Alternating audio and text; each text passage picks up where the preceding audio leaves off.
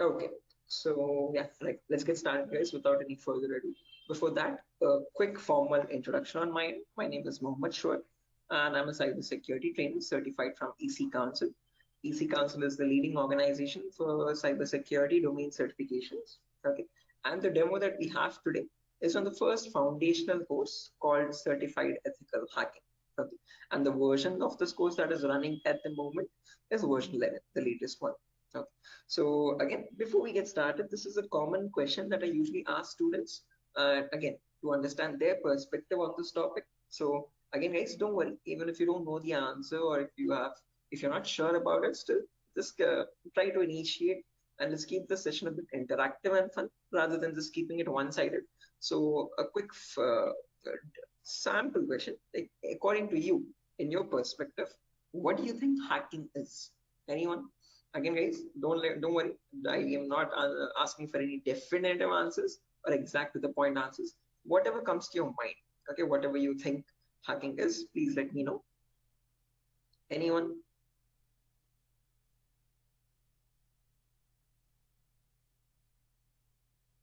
Prior to So, breaking the system. trying to breaking the system, is that breaking right? I mean, did I get it right? Break into To the system access is Yes, yes, try to break. to access your personal things like computer, mobile. okay. Trying to break into the Uh, system or access personal things. Unauthorized access to the system or a data. Unauthorized access to the system or data. That's a great answer. Again, all answers are perfectly right. There's nothing wrong with them. Perfectly correct answers. Anything else, guys? Does anyone else want to add anything to it?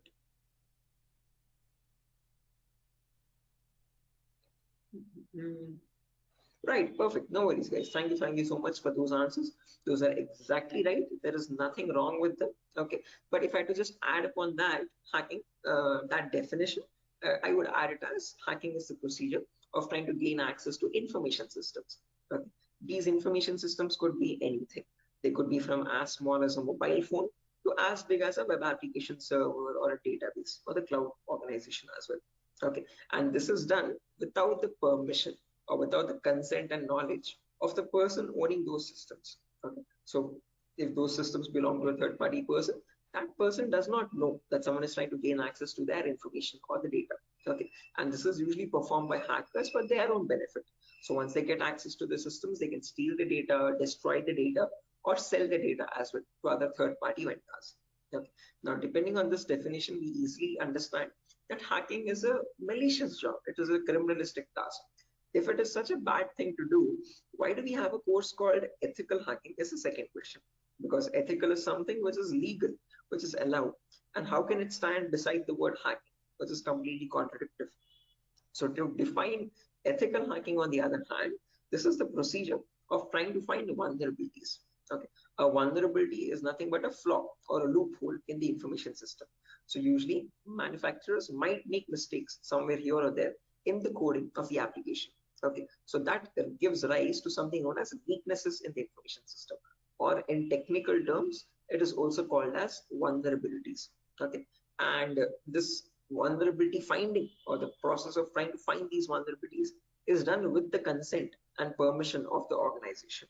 Okay, so this is done in order to report it back to the target, okay, or to the authority, so that they can apply the appropriate patch for it.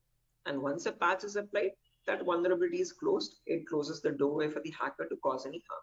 So thereby, with ethical hacking, we're trying to increase the security of the organization rather than cause any harm.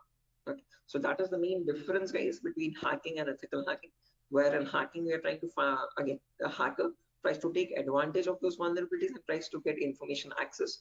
But in ethical hacking, you're trying to find those vulnerabilities, you're trying to report them back to get them patched so that you can increase the security.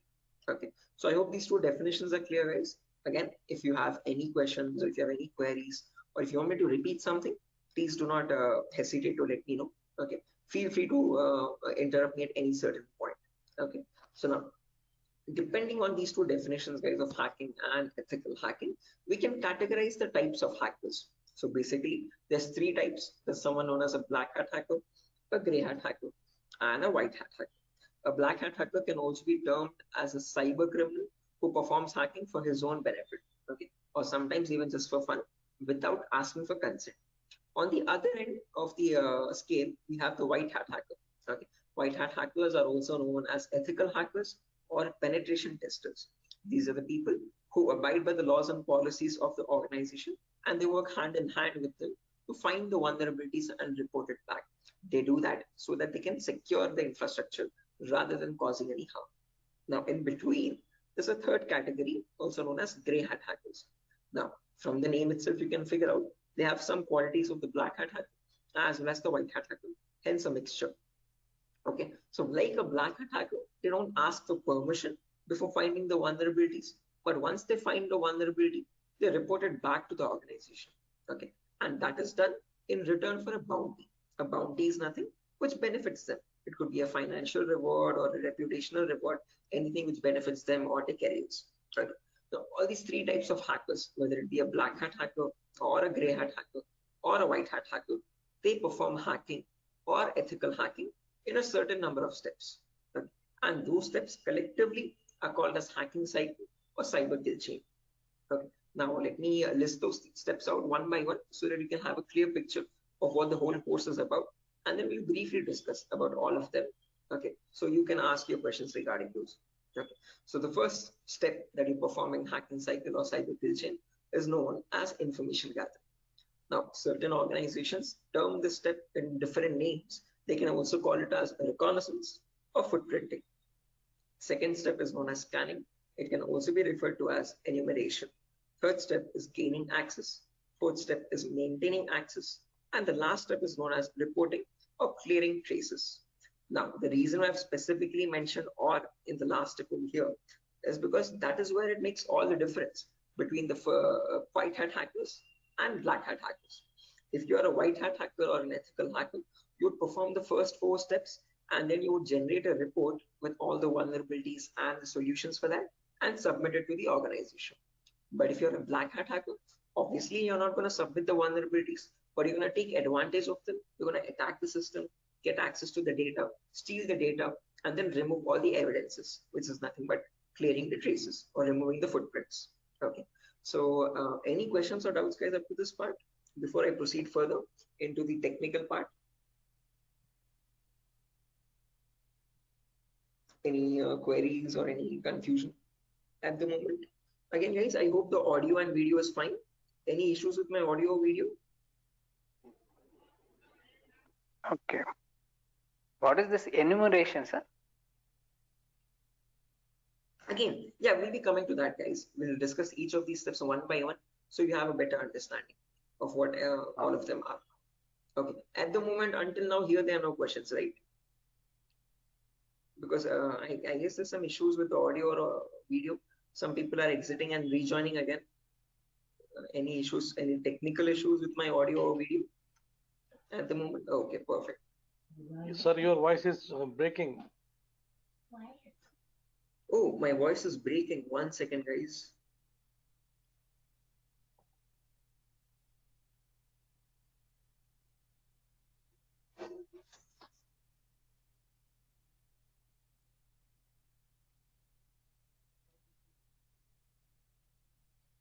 Okay, hello, 1 2 3, hello, 1 2 3.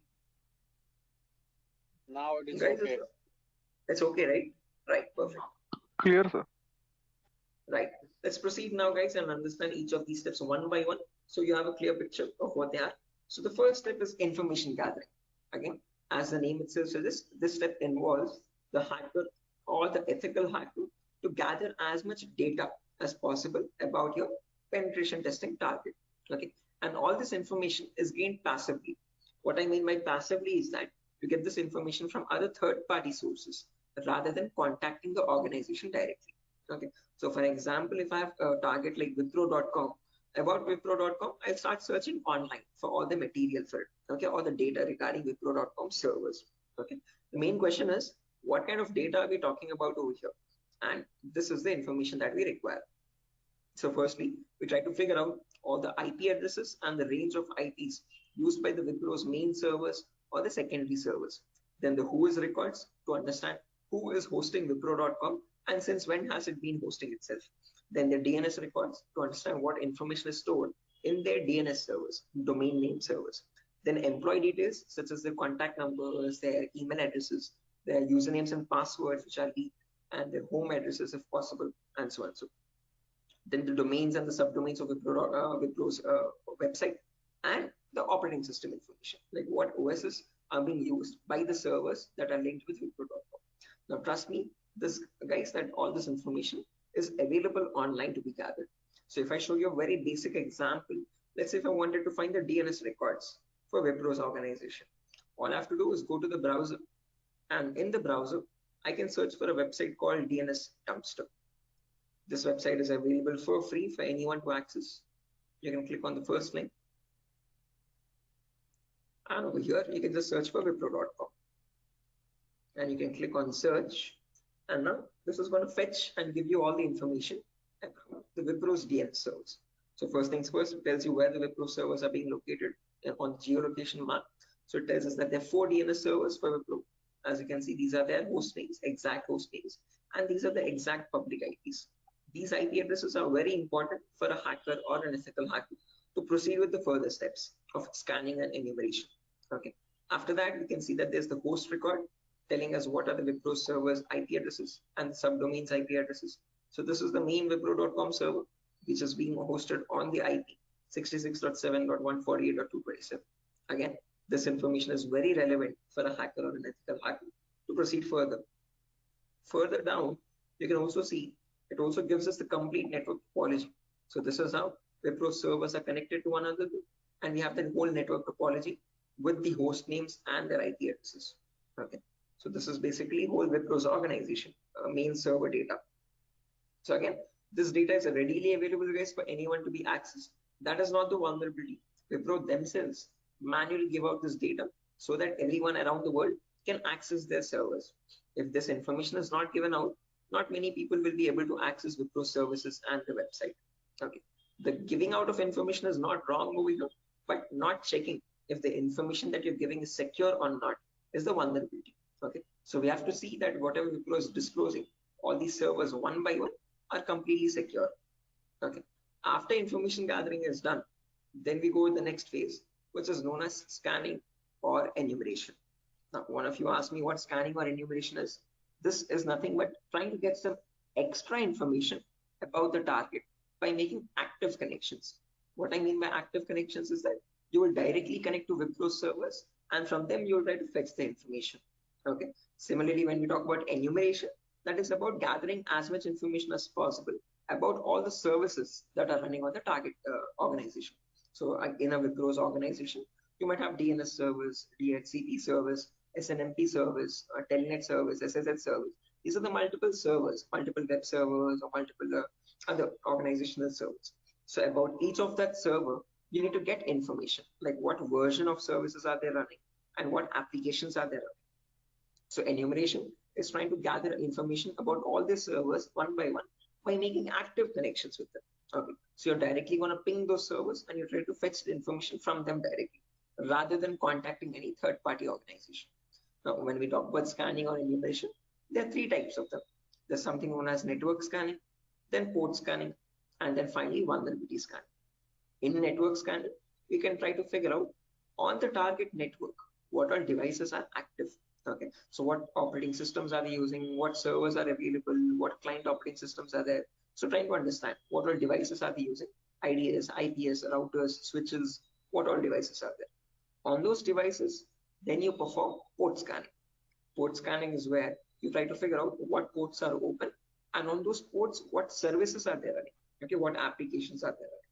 Then finally, you perform vulnerability scanning to figure out on those services, are there any vulnerabilities? Are there any weaknesses that you can attack on?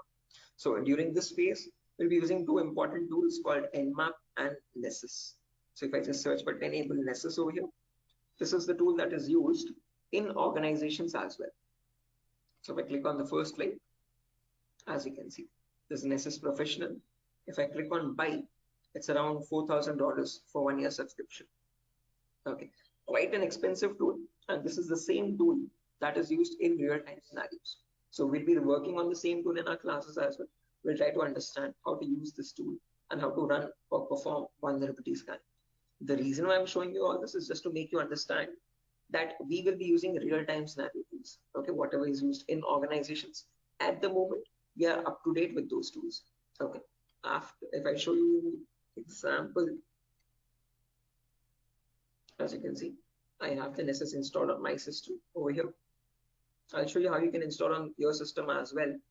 And you can see, you can perform various types of scans. And once you scan a system, it shows all the vulnerabilities one by one. The critical vulnerabilities or medium vulnerabilities, information-based vulnerabilities. Again, don't get too confused, guys. We'll again learn how to understand this report. What are these vulnerabilities? What are these different levels of vulnerabilities? We'll understand all that. Okay. But basically, Nessus is a tool which can perform network scanning or port scanning and try to understand what vulnerabilities are there on each and every system. So this is an automated tool. We'll learn how to perform automated testing and get a report from it. Once you get a report, you need to perform manual testing also. Okay, and that is nothing but our next phase, which is gaining access. Okay, so this is a huge concept. It covers a vast variety of topics, guys. We'll discuss them one by one.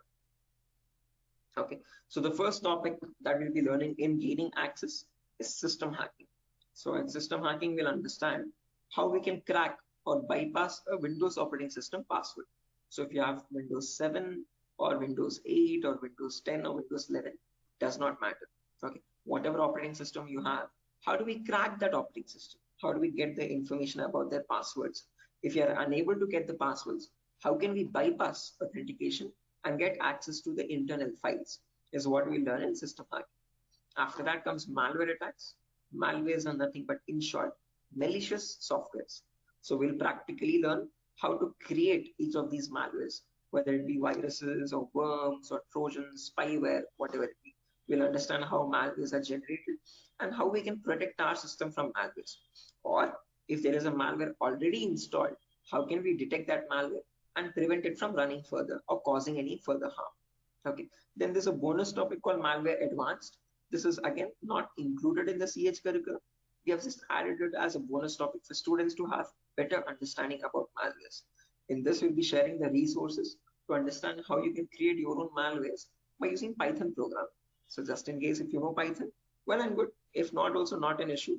We'll be sharing the resources as extra material to understand. So if you are interested in malware development or so, this is a very important bonus topic for you. After that comes network penetration testing. In this, we'll learn all the common network attacks. So in a network, you have multiple, again, devices, IDS, IPS, multiple different types of servers, like mail server or DNS servers, DHCP servers, SNMP servers, and so on. So we'll understand how to check for vulnerabilities on each of these servers. Along with that, we can perform a few attacks as well. Sniffing attack, man-in-the-middle attack, denial of service attack, or distributed denial of service attacks, DDoS, okay, and hacking Wi-Fi routers, trying to crack the password of Wi-Fi routers and getting access to those routers. All this comes under network penetration testing, okay, all the common attacks that we can perform in a local network. After that comes social engineering, where we learn how hackers create fake websites, okay, whether it be facebook.com, instagram.com, twitter.com, or flipkart.com. How are hackers creating fake login pages? And from those fake login pages, how are they getting the passwords, credentials? So we learn what phishing attacks are, what are the other social engineering attacks through which hackers manipulate victims into getting their passwords. Okay. So we'll learn all that, and we'll also understand how to prevent these attacks, how to distinguish between a fake page and an original page, and so. After that, we have web application pen testing. In this, we learn all the common vulnerabilities that exist on websites. So again, websites also have some weaknesses, okay, on which attackers can exploit and try to get access to the internal web server data or the internal database data, and so on. So to list out a few, there's vulnerabilities such as SQL injection, cross-site scripting, broken authentication, file upload vulnerability. Now, might sound very technical, guys, but these are the weaknesses using which hackers can get access to your information, to your passwords and usernames. Okay. After that, finally comes hacking mobile phones, where we learn how we can hack an Android phone and get access to that Android phone remotely. After gaining access is done, then we have maintaining access and maintaining access, reporting and clearing traces, where we learn how we can maintain persistent connections. So if the target is restarting his system or shutting it down and starting after a very long time, How do we get access to that data? How do we still stay connected to the victim machine? Is what we learn in maintaining access. After that comes reporting of creating traces, where I'll show you how you can generate a report and submit to your client or submit to your organization, or how do you remove the evidences.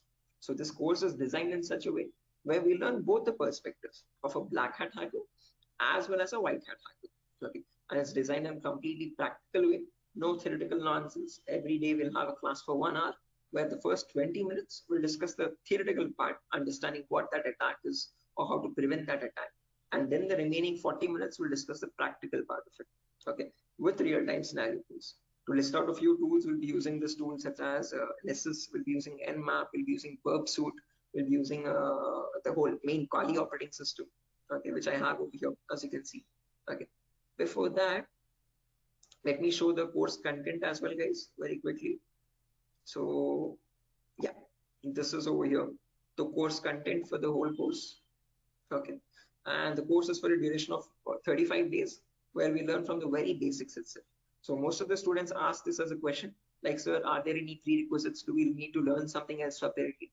No, this course is designed in such a way where even a 10th standard student can come and learn the course for, without any trouble, okay? Because all the prerequisites are included in the course itself.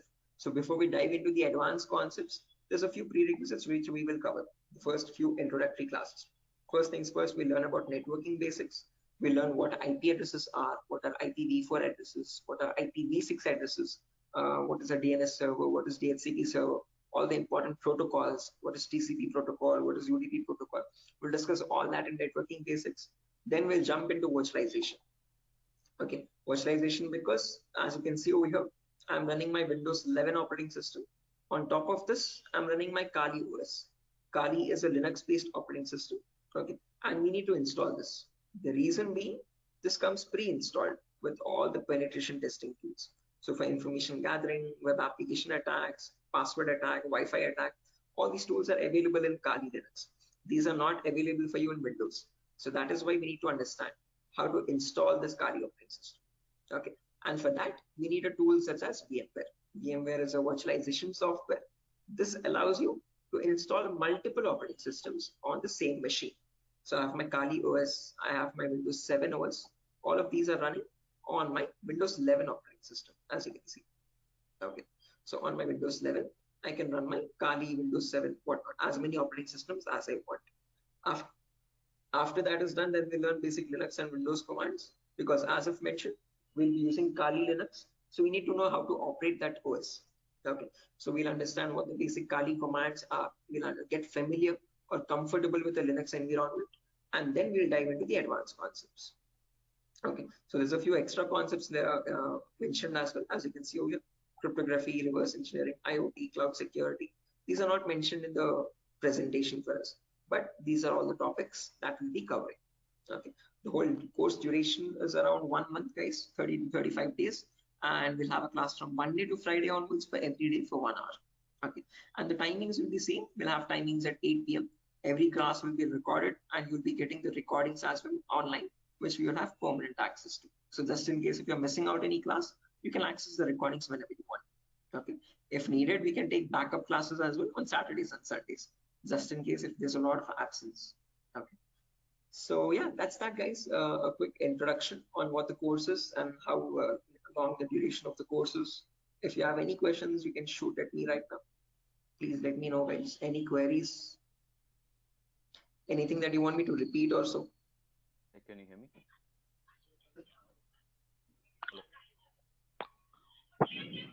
Hello. Yeah, hi. Sir, why we use that websites that you show before this PPT? Sorry, Yogesh, I didn't get your question. Can you please repeat? Sir, we as you said that we use some websites for ethical hacking. So that website that you opened before this PPT, I'm asking about that website. The DNS dumpster website, as you can see over here. This is for information gathering, trying to gather information about any certain client. So before we perform hacking, it's very necessary that we know all the data about that organization or the data about that target. So in order to get that data, we have to visit these third-party websites. Okay. Sometimes your organization might not give you that data sufficient for us. Okay. That is why we need to gather that information from other third-party sources, websites like DNS Dumpster and so on. Okay. The more the data you have, the more possibilities you have to attack the system. Okay. The more attack vectors you can find or possible paths you can find to attack the system. Okay. So that is why it is necessary to access these websites and get the data about our target from these websites. Okay, so understood. Right. Any other questions, guys?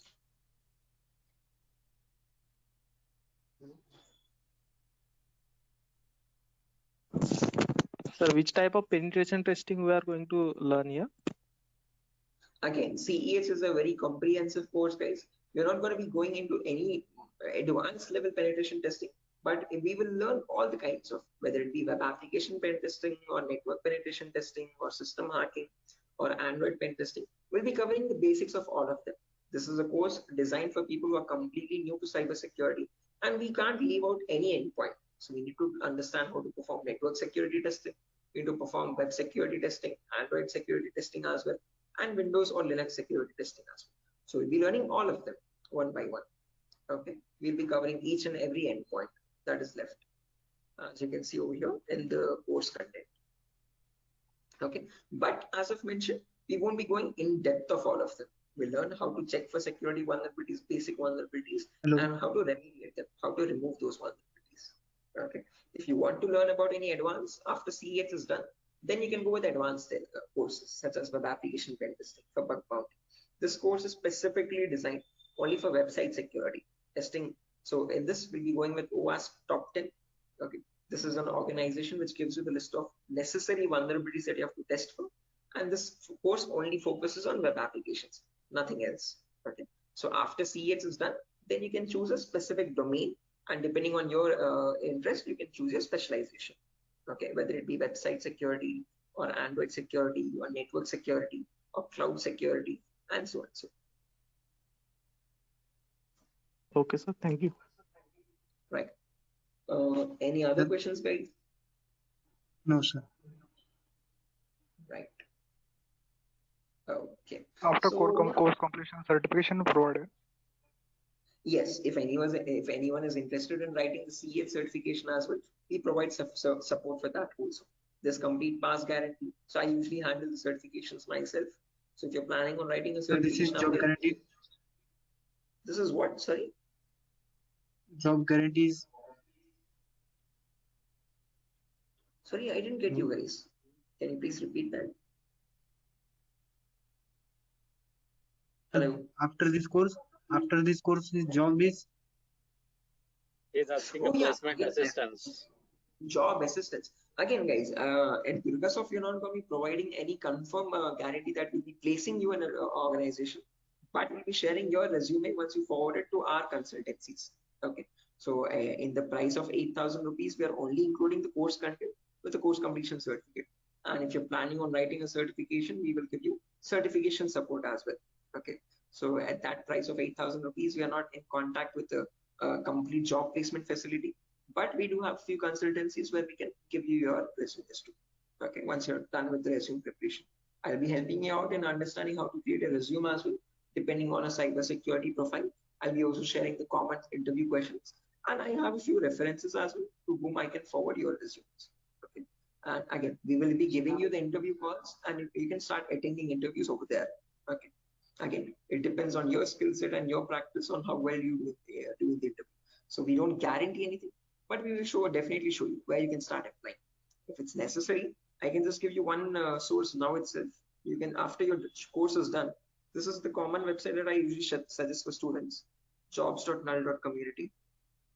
This is a website only specifically for cybersecurity job roles. Okay, nothing else.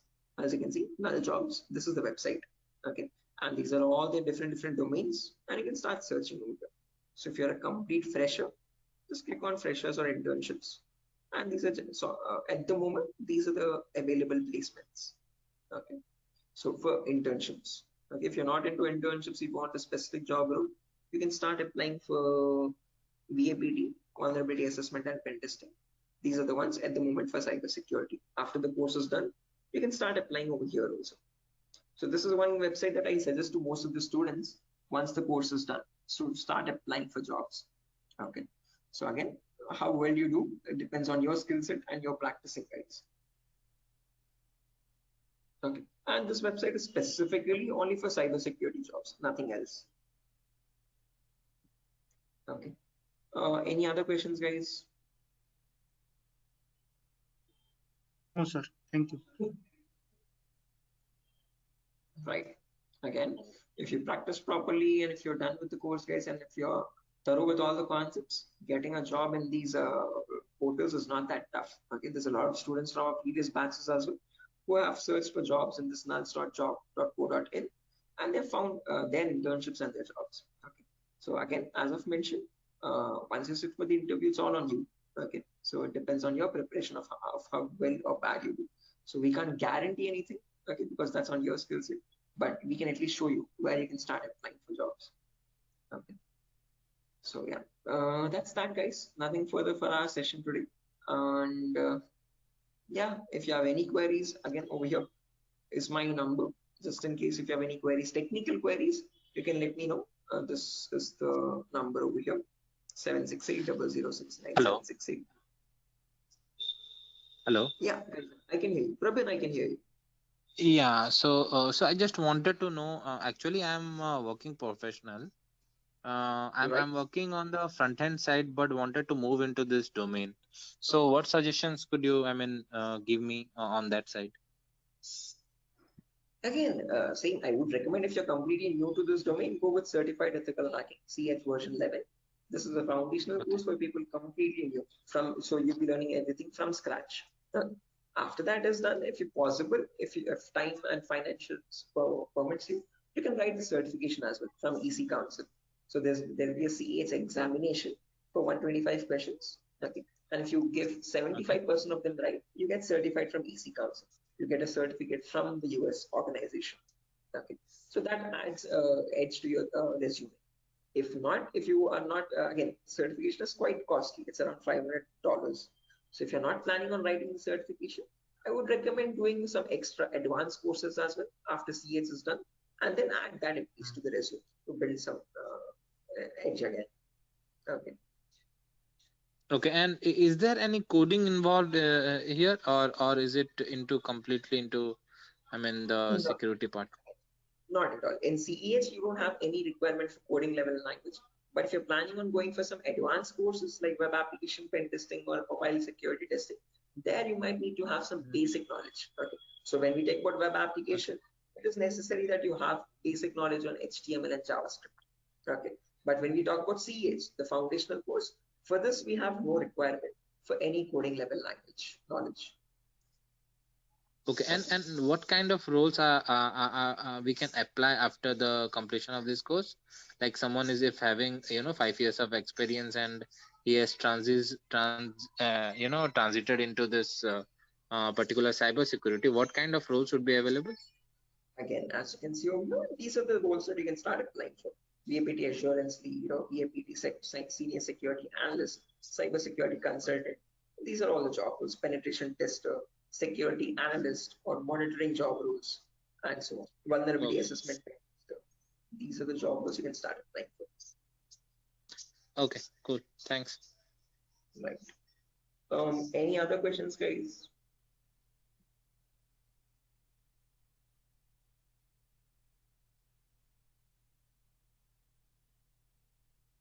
Right. Assuming there's no more questions, guys. So yeah, that's that for a session. Nothing further. Again, we'll be starting the course from Monday onwards, guys. Tomorrow and day after tomorrow, we'll be having the same demo. So just in case if you have joined late also, you can join tomorrow as well at the same time. And if not, you can directly join the course on Monday. Okay. If you have any further technical queries, guys, here's my contact number as I've mentioned already. Although if you have any queries regarding the course date or again course fees regarding that, you can contact the institute. Okay. So yeah, that's that, guys.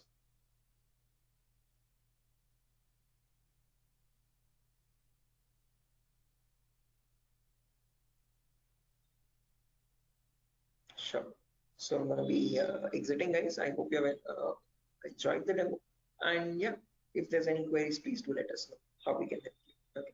Have a good day, and I'll see you soon. Bye bye.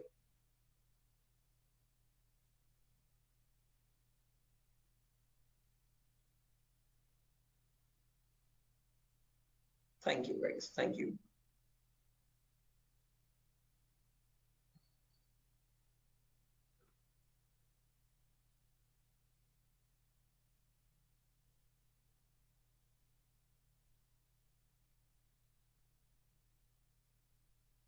Okay. Hello, guys. Can you hear me now? Biswajit Singh, Rakesh, Ravikiran, Maman, Shiva, Sujata. I hope I'm audible now, guys. Yeah, Biswajit. Can you hear me now? Yes, we can. Right, perfect. So let's just wait for 2 more minutes, guys, for the other people to join as well. And then we'll be starting the session. Until then, if you have any queries or if you have any questions before we start the session, you could please let me know.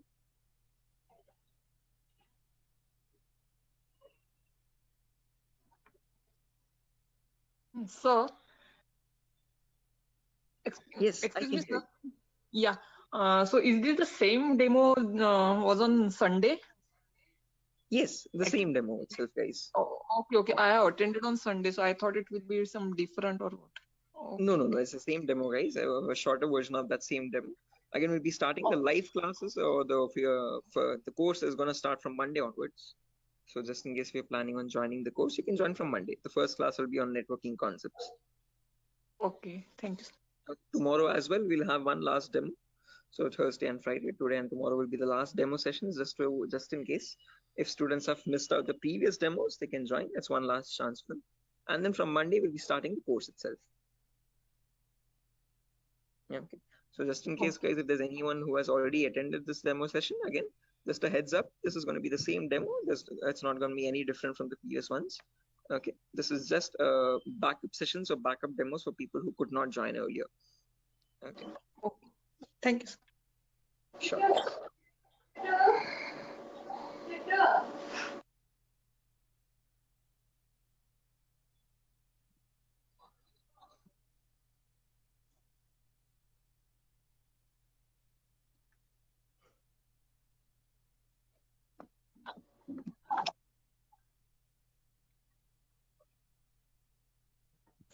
Sir, it means I can directly join on Monday because yesterday I was also present. Yeah, sure, guys. Again, as I've mentioned, it's the same demo. It's not gonna be any different. So this is only for people who are completely new to it, who have not attended the previous demo sessions. So if you have already attended the demo session, guys, you can join back on Monday itself directly. Okay, and the timing will be same at 8 p.m. Same time, 8 o'clock in the night. Okay, thank you. Sure. Okay, guys, so let's get started without any further ado. Before I get started, a quick formal introduction on my end. My name is Mohammed Shoaib. I'm a cybersecurity trainer certified from EC Council. EC Council is the leading organization for cybersecurity domain certifications. Okay, and one of the courses that it provides for people who are completely new to this domain is Certified Ethical Hacking version 11. This is the latest version of the course that is running at the moment, and this is a course designed in such a way for people who are completely new to this domain. So if you have no knowledge about what cybersecurity is or what hacking or ethical hacking is, this is the course to get started with. Okay. So before I proceed further, this is a common question that I usually ask all the students just to understand their perspective on this topic. So again, guys, let's keep the session a bit interactive and fun. So my first question to you is to understand what your perspective is on hacking. So again, not asking for exact definitive answers, guys, but just to understand your view on it. Okay. So whatever comes to your mind, please do let me know. In your terms, what do you think hacking is? Anyone? There's Biswajit, there's Maman, Rakesh, who else? Shafiuddin, Shiva. Hello? Yeah, Biswajit, I can hear you. Sir, actually, according to me, hacking means to hack the information of organization or any systems. Right? Yeah, hacking information or getting access to the information of organization systems. That's a good answer, Biswajit. Anyone else, guys, who wants to add anything to that? That's a perfectly right answer. There's nothing wrong in it at all. Perfectly all right. Any other additions to that, guys? Anyone who wants to append anything to that answer?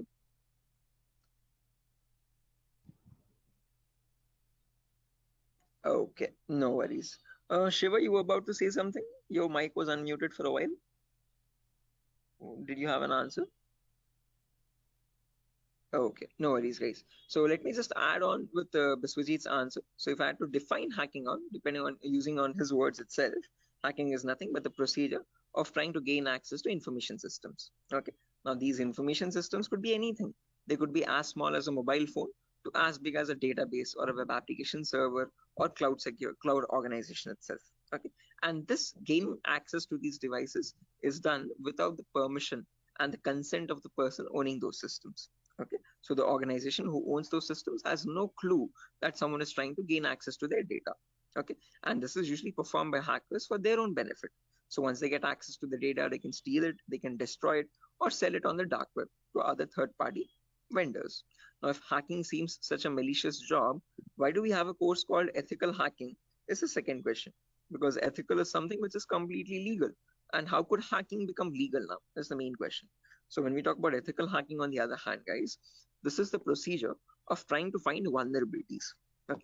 A vulnerability, in simple terms, can also be called as a weakness or a loophole in the information system. And using these weaknesses only, hackers try to get access to the target informations, target information systems data. Okay. So your job as an ethical hacker would be to find these vulnerabilities before a hacker does. And this is done with the consent and permission of the organization. So once you find these vulnerabilities, you have to report it back to the organization so that they can apply the patch for it. And once a patch is applied, you're thereby increasing the security of infrastructure and preventing hackers from causing any further harm. So with ethical hacking, you're trying to increase the security and make the infrastructure much more secure and stronger compared to what hacking is. Okay, where you're trying to exploit vulnerabilities. Okay. So are these two definitions clear, guys? Like what is hacking and what is ethical hacking, and how are they different from one another?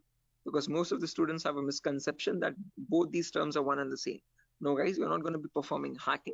We'll be learning ethical hacking in the course. Okay, we won't be exploiting the vulnerabilities, but we'll see how to search for them, how to find them in an organization's systems, and how to report them back to the organization. Okay, so that we can prevent hacking from happening. Now, depending on these two terms, guys, we can categorize the different types of hackers as well. So we have someone known as a black hat hacker, then we have someone known as a white hat hacker, and in between there's someone known as a gray hat hacker. Okay, so firstly, the first category is black hat hackers. These people are also commonly referred to as cyber criminals. Okay, these are people who perform hacking for their own benefit, and they do this by asking no consent at all. On the other end of the spectrum, we have the white hat hackers, who are also termed as ethical hackers or penetration testers. Now, these people perform ethical hacking, or in simple terms, penetration testing, to find all the vulnerabilities in the organization. And they do this by asking for consent and by following all the laws and policies set by the organization. So they do not cross any line, they do not perform exploitation of any vulnerabilities, they only work to increase the security of the organization.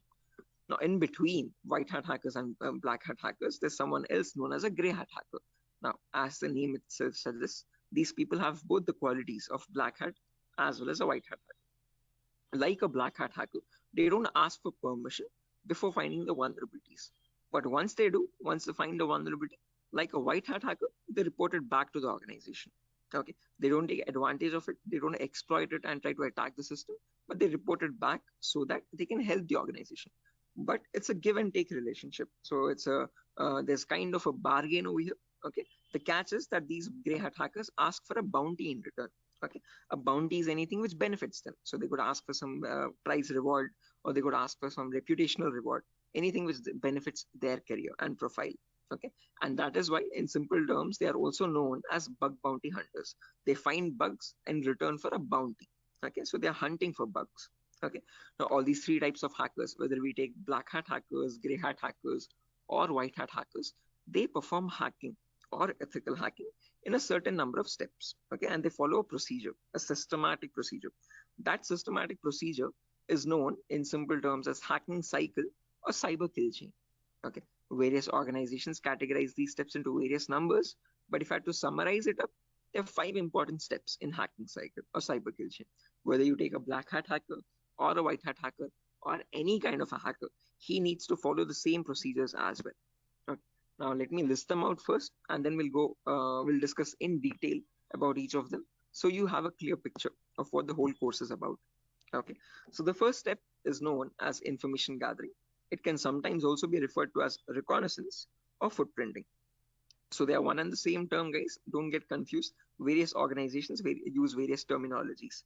But whether you hear information gathering or reconnaissance or footprinting, all the three terms are one and the same.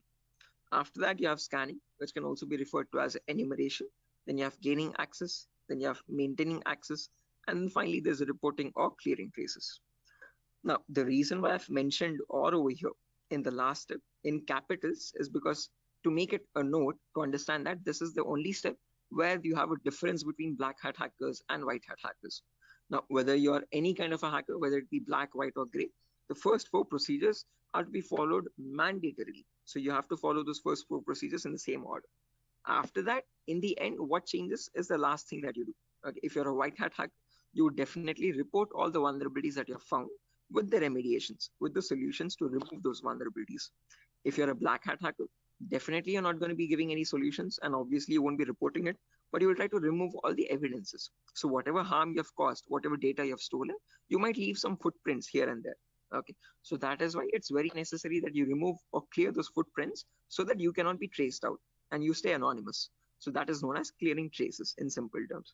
And in our course, we're learning both the perspectives, how we can generate a report and submit to the organization, or how hackers clear the traces and remove all the evidences. Okay.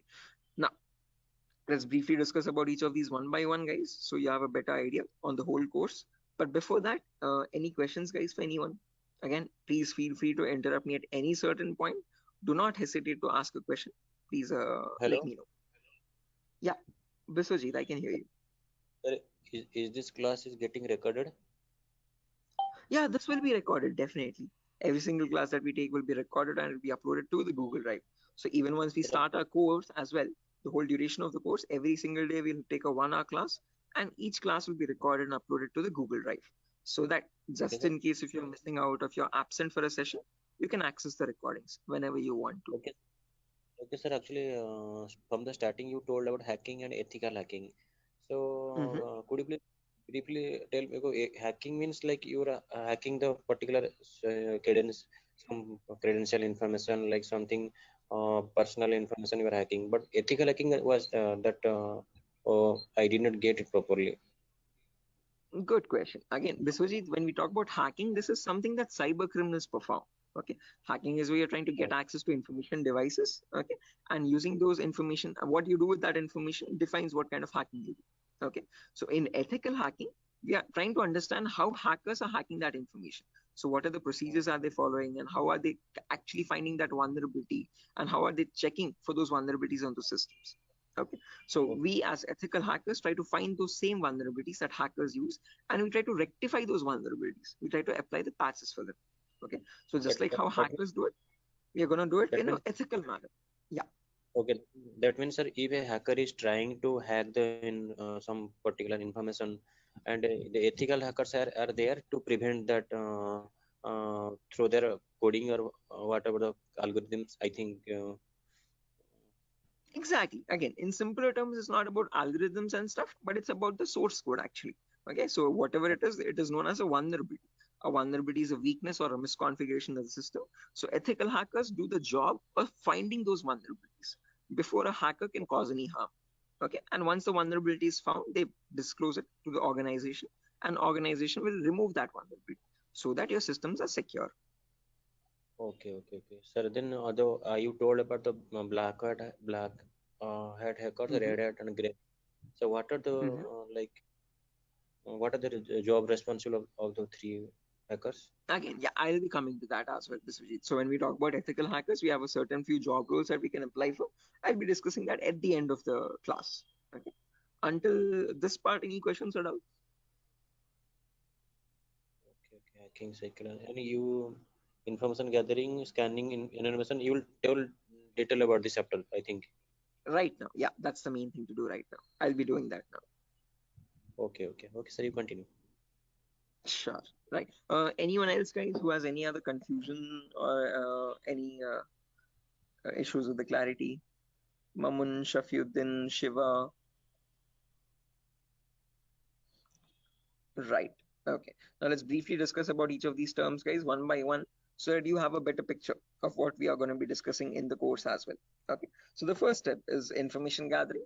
Okay. As the name itself says, information gathering is nothing but trying to gather as much data as possible about the target organization. So if we take a client, for example, Wipro.com, for the time being, we need to gather information about Wipro servers. Okay. Now the main question is, what kind of information are we talking about over here? And this is the information as follows. Okay, so we try to gather information such as the IP addresses or the range of IPs used by the Wipro servers, then the whois records to understand who is hosting Wipro's website, and since when it has been hosted, when was it last updated, when will it expire, then the DNS records to understand what data is stored in the DNS servers, then employee details such as the contact numbers, email addresses, usernames and publicly leaked passwords, and domain names of the Wipro.com, subdomains of Wipro.com, and operating systems. So what OSs are they using in their organization? So if I give you a very basic example, I can just go to my browser, and in the browser, I can search for a website called DNS Dumpster. This is a common website that I usually show in the demo sessions. So if I search for DNS Dumpster, I get the first link. Now this is an example of information gathering. So you're trying to gather information about Wipro.com from other third-party sources. So right now in this step, we are gaining information passively. What I mean by passively is that we are not contacting Wipro.com directly, but we're trying to gather information about Wipro.com from other third-party sources, such as DNS Dumpster. Now when I click on search, I can notice this gives me all the information about Wipro's DNS servers. Okay, so at the moment, Wipro has 4 DNS servers with these host names and these exact public IPs. So these IP addresses are very important for a hacker or for an ethical hacker to proceed further in the further steps of hacking. Okay. After this information is given out, we can see the mail servers, we can see the DNS servers, we can see all the host records, which are nothing but the main servers of Wipro.com, the main domain name and the other subdomains, and their exact public IPs. Scroll down much further, and you can see the whole complete network topology. So this is how Wipro's servers are connected to one another. Okay, so these are all the servers of Wipro. Okay, the main domain and all the subdomains, and the mail servers also, mail or DNS servers. Okay, so this gives us complete information of all the endpoints that you have to test for complete security of Wipro. Okay, now this information is given out by Wipro itself. It needs to be given out. It is mandated so that people can access their services. Okay, what that is not the vulnerability, guys. Giving out the information is not the vulnerability, but not checking if each of these endpoints are secure or not is the vulnerability. So a pen tester or an ethical hacker needs to check for each and every endpoint and see to that that on each of these servers there are no unnecessary ports running or unnecessary services running which are having vulnerabilities. Okay, so now next comes the scanning phase. So after you gather information like this about a target organization, then we go with the scanning phase. Okay. Scanning is where we get some extra information by directly contacting the servers. Okay, so to gather more information by making active connections with the direct target. So in this phase, we'll be using 3 types of scanning. There's network scanning, port scanning, and vulnerability scanning. In network scanning, we try to figure out on the target network, on the target organization, what all devices are being used. So if we take Wipro, for example, in Wipro's company or in the Wipro's office, what all devices are being used? What servers are they using? What firewalls are they using? What IDS, intrusion detection systems or intrusion prevention systems are they using? And what all services are they using? DNS, DHCP, and so on and so. Okay. Once we know that, then we perform port scanning to figure out all the services as well and their version details. So if they're using DNS service, what version of DNS are they using? If they're using mail services, what mail services are they using and what versions are they? Okay. Finally, perform vulnerability scanning to find the weaknesses on those servers. So if there's any application with an inbuilt weakness, or if there are any misconfigurations like weak password or default unnecessary ports open, all that comes under vulnerabilities. So we scan for vulnerabilities by using some automated tools. Okay. So if I go to the browser now, I can show you one of the very important tools, which is Tenable Nessus. So this is the same tool that is used in organizations, guys. As you can see over here. Quite an expensive tool as well. If you click on buy, You can say it's around $4,000 or so for 1 year subscription. And we shall be using the same tool in our lab setup, in our classes. So let me show you how the tool looks like. Admin password. Yes. So again, default password, default credentials, policies, scan templates. So this is how your Nessus tool looks like, guys. So this is capable of performing your network scan or port scan or vulnerability scan and gives you the list of vulnerabilities. So once you perform a scan, it shows you in your network, whatever devices are there, what vulnerabilities are there on those devices. So it categorizes the weaknesses on the system in 5 levels: information, low, medium, high, and critical. So if a company has any critical vulnerabilities, it means hackers can easily get access to their servers. Okay, so we'll understand how to perform vulnerability scanning, how to know if a system has any vulnerabilities, and if hackers can hack their organization so easily. Okay, if they can hack, how do we provide the solutions is also what we learn. Okay, after scanning is done, then we go with the next phase, which is gaining access. Now this is a huge concept, guys, covers a lot of variety of topics, and these are the topics as follows. Before I proceed further, any questions or doubts up to this part, guys, in information gathering or scanning?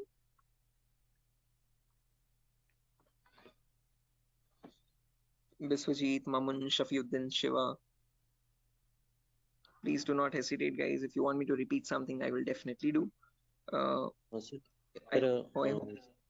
Yeah. Sir, please repeat that first part. Which one? Like before gaining access, you told us some gathering information. Like I understood that what if their system in vulnerability in the system, so hackers are easily hack that system.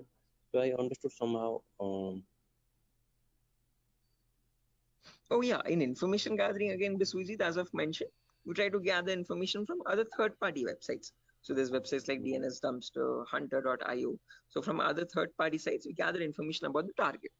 After that, then we perform scanning. So we directly get access to target servers or whatever target it is, whether it is Wipro.com or so and so. Okay. And in their target organization, we perform the scanning to figure out in their network what devices have what vulnerabilities. So in my local network, I have scanned for 3 devices. And in each of these devices, I can see the weaknesses on each system. Okay. Tells you what the weakness is. Okay. If there's an unsupported OS, what is the solution to remove that vulnerability, and what can be performed with that vulnerability. So this scanning tool gives you that up-to-date information. Okay, so this is all this all comes under automated vulnerability scanning. Okay, so this is something that you always perform in an organization to test for vulnerabilities on different systems. Okay, it is software. Yeah, it is a software. This is the Nessus tool. The Nessus tool is nothing but a software that we have. Okay, sir. Okay. Right. So this is the same tool that is used, the same software that is used in organizations as well. Okay, and we'll be running in real-time scenario. Whatever tools that are being used, we work on them in real time. Okay. So yeah, now proceeding further, after all this is done, then we go with the gaining access phase. This is where we try to perform various kinds of attacks to get access to the systems. Okay, once we perform the scanning, once we know that these are the vulnerabilities on which you can attack on, next part is nothing but to attack directly, which is nothing but penetration testing. So in this, as I've mentioned, there's a huge set of topics. Okay, so let me discuss them one by one. So first topic that I will be discussing is system hacking. So in system hacking, we learn how we can hack or crack or bypass a Windows operating system password. So whether it be Windows 7 or Windows 8 or Windows 10 or Windows 11, doesn't matter. How do we crack or how do we bypass the password is what we learn in system hacking. So if your system is password protected, how can you crack and understand what the password is in clear text? Or if you're unable to crack it, if it is too tough to crack, how can you bypass that password and still get access to the internal files is what we learn in system hacking. After that comes malware attacks. Malware is in simple terms are nothing but malicious softwares, and we'll practically know how to create each of these malwares. So people think that viruses are on the only malicious softwares available on internet, but that's a misconception.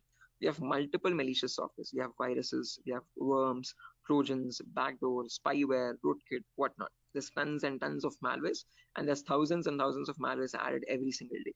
So we'll practically learn how to create each of these malwares and how to prevent our system from getting attacked by these malwares, or how to detect for malwares on our system. Then comes network penetration testing. Okay. in network pen testing, we learn all the common network vulnerabilities. Okay, so in an organization, in a local network, there are multiple services. There's DNS service, Telnet service, SMTP service, DHCP service. These are all the services or protocols used in a common organization. So we learn how to test for weaknesses on each of these servers. And after that, we'll also learn how to perform network attacks like sniffing attack, man in the middle attack, DOS attacks, or hacking Wi-Fi routers and cracking Wi-Fi router passwords. All this comes under network pen testing. Then comes social engineering, where we learn how to crack passwords from websites. Okay, so how do hackers make fake login pages, Facebook page, Instagram page, or a Flipkart login page, bank login pages? How do hackers get your passwords from these pages? Okay, how can they create fake login pages and send them to the victims and perform phishing attacks? All this comes under social engineering. Then finally comes web application pen testing, where we learn all the common website weaknesses. Okay. Is this useful for SOC analyst role? Yeah, Shafiuddin. We'll be discussing a very basic tool called Splunk as well. That is very important for your SOC analysis role. Okay. SOC is nothing but Security Operations Center, guys, just in case if anyone is confused. Okay. In SOC job roles, we usually see how to monitor and detect threats. Okay. Threats are nothing but attacks. Okay. So for that, we'll be discussing a very basic tool, a very important tool actually, but the very common tool used in SOC, which is Splunk. So this course is helpful for that as well. Shafiuddin. Okay, now after that, coming back to our topic, guys, as I've mentioned, we'll be discussing web application vulnerabilities, where we learn all the common website weaknesses. Now, again, this might sound a bit technical, guys, okay, but these are a few common weaknesses that exist, such as SQL injection, cross-site scripting, broken authentication, file upload vulnerability, and so on.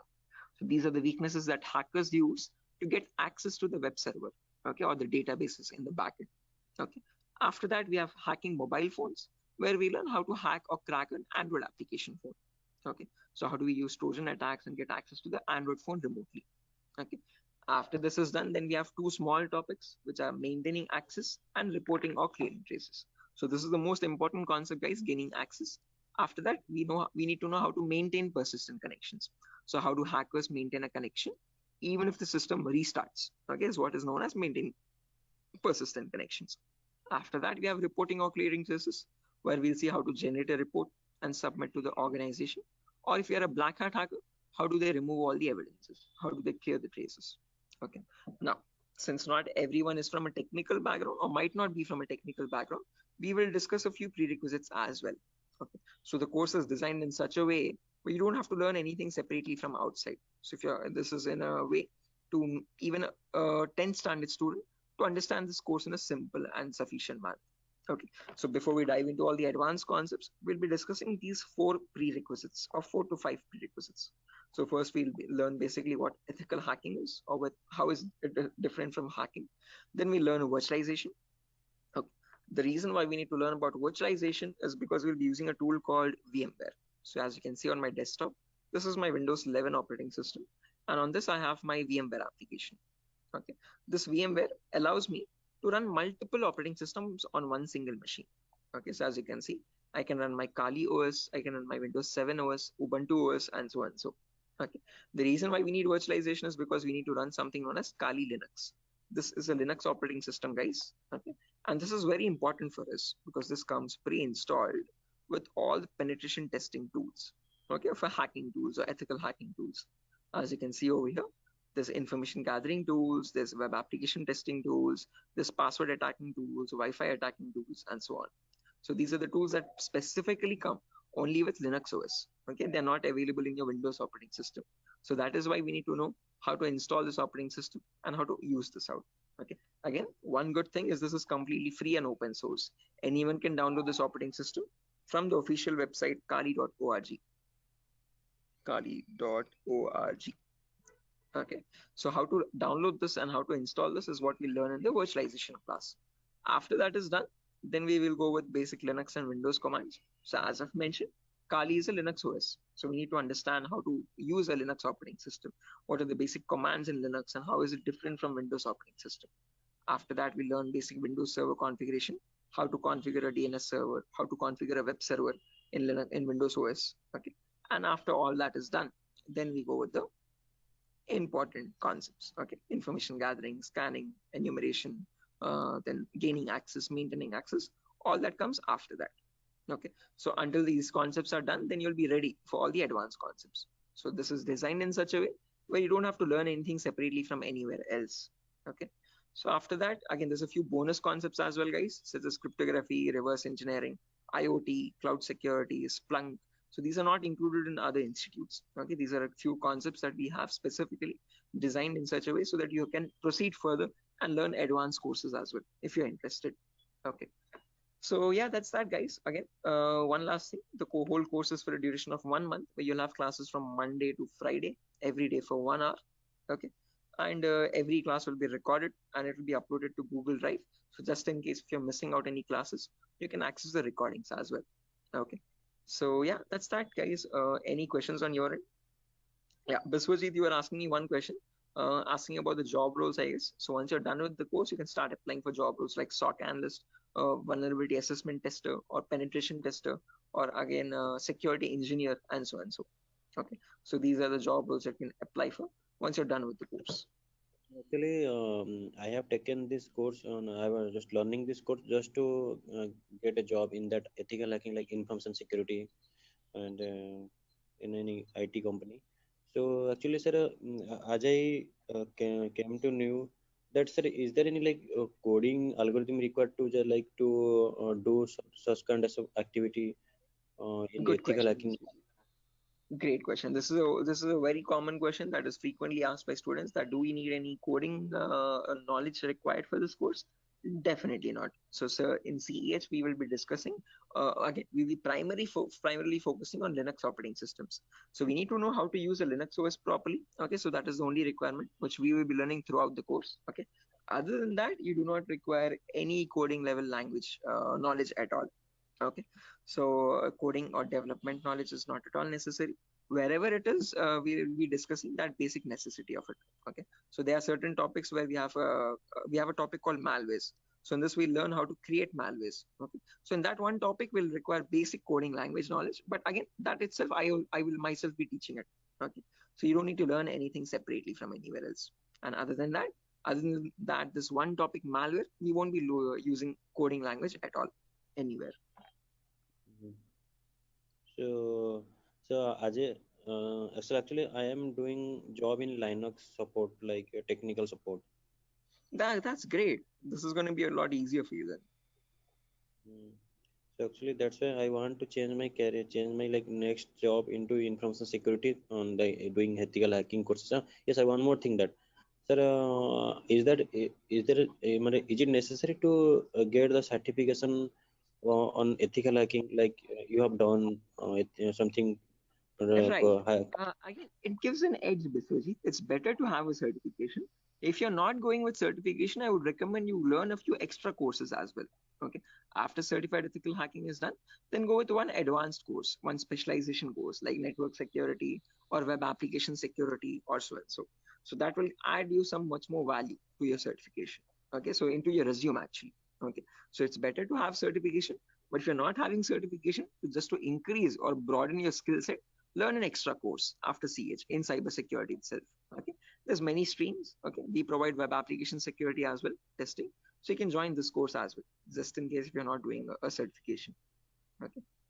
Okay. So after that, web application security is another course. Yes. Okay. Okay, so in this syllabus, sir, what we will learn totally, overally, what we learn, how much we can work in a company. Again, as I've mentioned, CH is the foundational course. So you'll be learning about all the endpoints. So you won't be focusing on one of them, but all the comprehensively all endpoints. So we'll learn network security also. We'll learn wireless security also. We'll learn Windows and Linux hacking also. We'll learn Android security also. And we'll learn web application security also. But in CH, one thing is you are going to be like a jack of all trades, master of none. So you're not going in deep. You're not specializing in any one of the fields. You're learning about all the fields. After that, you can choose one specialization and you can focus on that. You can either go towards web security or cloud security or network security. Depends on your interest. Okay. Understood, sir. Then Right. that will the final and long-term career. Long term, yes. Okay. To get started first, usually in cybersecurity, you usually get monitoring job roles for a few months. Okay. After that, Okay. then you can go into deeper course. Mamun, are you going to teach all security courses? Yeah, I'm the same tutor, Mamun. So after CEH is done, if you're planning on going with cloud security or web application security, we provide those as well. At the moment, mobile and network is not included, but just in case, since student there's a huge boom, there's a huge requirement for web application. So that also I provide. Okay. Okay, sir. You can go with 1 year experience, Shafiuddin, not more than that with CEH. But if you like add a few more courses after that, like after CH, if you do web application and also, you can add a couple years experience, like 2 or 3 years of experience as well. Okay, because you need to know more tools with such years, which that huge years of experience. They will ask you what tools you have worked on. Okay, so it's better you have a few knowledge on those tools. So with more the courses, you get more experience with different tools. Okay, sir. So will you please help with practically all the things? Again, the whole course. Oh, is it back-to-back training? Yeah, Mamun. Again, after the CH is done, I usually take separate classes for web application students as well who are interested to join that. Okay, so that will be a back-to-back session directly. Again, yeah, coming back to you, Biswajit, you were asking me something. What was the question again? I forgot. No, actually, I was asking, sir, what, sir? Forget. Anyway. I forgot as well. But let me try to recollect. Does anyone else remember, right, guys, what Biswajit was asking? Practical, yeah, good question. So again, the whole course is designed in such a way where it is 20-40 ratio, guys. So out of all the 60 minutes that we have every single day, the first 15 to 20 minutes will discuss the theoretical part. The remaining 40 minutes will discuss the practical part itself with real-time scenario examples. I'm not going to be boring you with theoretical knowledge. Only in the demo class and only in the first few introductory classes we'll discuss theoretical concepts. Once we start from the information gathering, everything is going to be completely practical based. Okay, with tools that are used in real-time scenario. Are you teaching cloud security? Yes, I teach cloud security as well, Biswajit. Okay, but again, as I've mentioned, that is usually taken up after CH is done. Okay, so we'll discuss on AWS security and again, mostly on AWS itself. Actually, I wanna make my career into that like cloud security part. That's why I was thinking how much practical you will teach here and how much we can be skilled enough in this course, so that we can be confident enough while attending the interview. So, will you please discuss on about the some like mock interview questions and resume building? Definitely, I will help you. I will send you sample resumes as well to understand how to create a resume for a cyber security profile. Okay, and along with that, I'll also share the commonly asked interview questions. So I have a PDF document prepared for that specifically, which I share with all the students after the course is done for all the cyber security related interview questions. Okay, so I'll be sharing all that as well. Okay, sir. No, because I have planned after completion of this course, I have planned to move on cloud security by practicing those questions and all the practical things. Definitely. Again, if necessary, I'll be sharing the resources as well separately for you regarding your cloud security content. Okay. So if you're planning on doing a course after CS is done, then you can contact me for that. We can do that course separately. Okay, sir. Okay, it's not included with Durga Soft at the moment, but again, yeah. Okay, sir. Sure. Any other questions, guys, at the moment?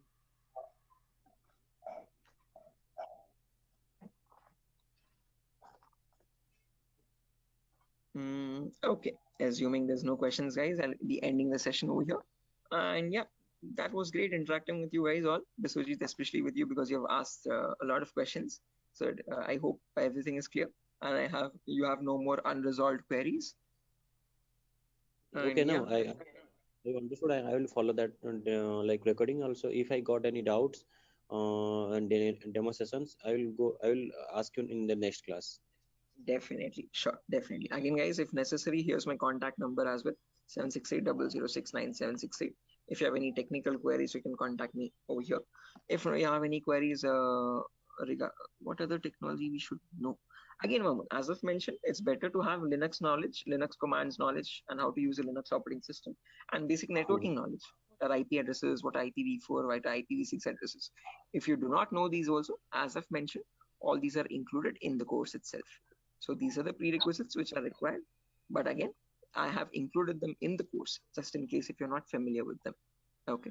So there's no prerequisite for joining the course. All you need is a good laptop to run the practicals. Okay. Minimum requirement would be at least an i3 processor, oldest to oldest i3 processor, and minimum to minimum 6 GB or 4 GB RAM. If you have 8 GB, that is recommendable. Okay. Recommended. But if you have minimum 4, it might hang a bit, but it will work. Okay. So one important requirement is you need a laptop or a device for practicing, because we have a lot of practicals in the course. Okay. So other than that, nothing else is required. Okay. Just interested mindset and a device to practice on. Those are the only two requirements for this course. Nothing more. Okay. Right. So yeah, that's it, guys. Nothing further for the session today. If you're interested to join the course, you can join this from Monday. We'll be having the first class on Monday for networking concepts. Okay. And after that, yeah, tomorrow as well, there's another demo session. So just in case if anyone is planning to join a demo again, you can join it tomorrow at the same time. If not, we'll be starting the course from Monday itself directly. Okay, thank you, sir. Okay, guys. Good day. Thank you for joining the session. It was great interacting with you. And I'll see you soon, guys. Bye-bye. Have a good day. Thank you, sir. Good night. Thank you, guys. Good night.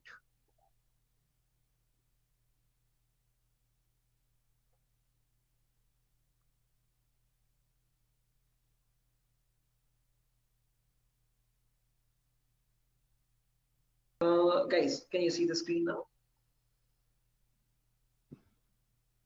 Yeah, I can see you now.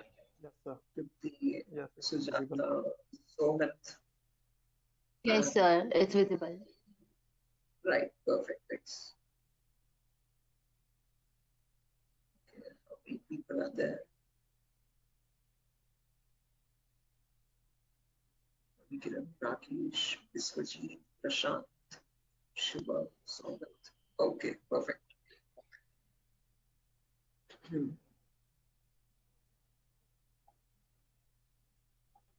Okay, guys, let's get started with the session without any further.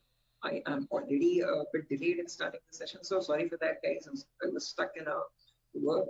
There was an issue with a security vulnerability actually with one of the organizations, so stuck with that.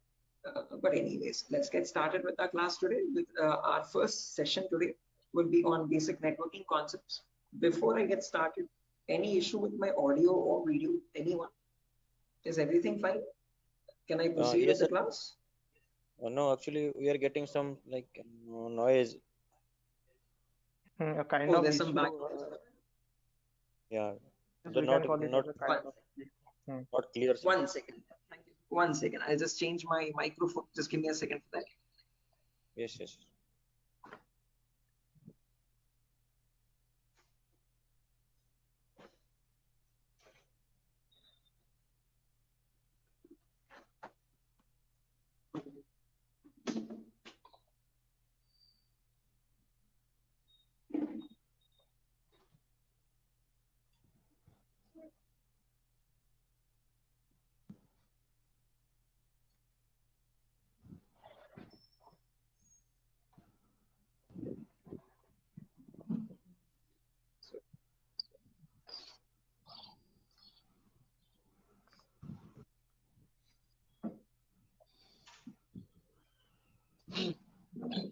Okay. How does it sound now, guys? It is audible now. Yes, now it is clear. It's audible. Background disturbance, no kind of issues. Yes, yes. Perfect, perfect, perfect. Okay, guys, so let's get started without any further ado. So as I've mentioned, in today's class, we'll be going with basic networking concepts. We'll discuss what IPv4 addresses are. Okay, so before diving into IPv4 addresses, let's try to understand what a network is and what a host is. Now, these are very two simple words that you keep coming across every single day.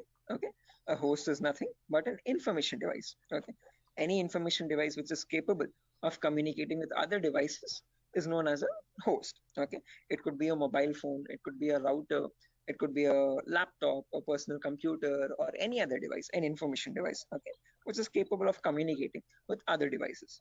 Now, when you have such devices connected to each other, okay, which can communicate with one another, that forms a network.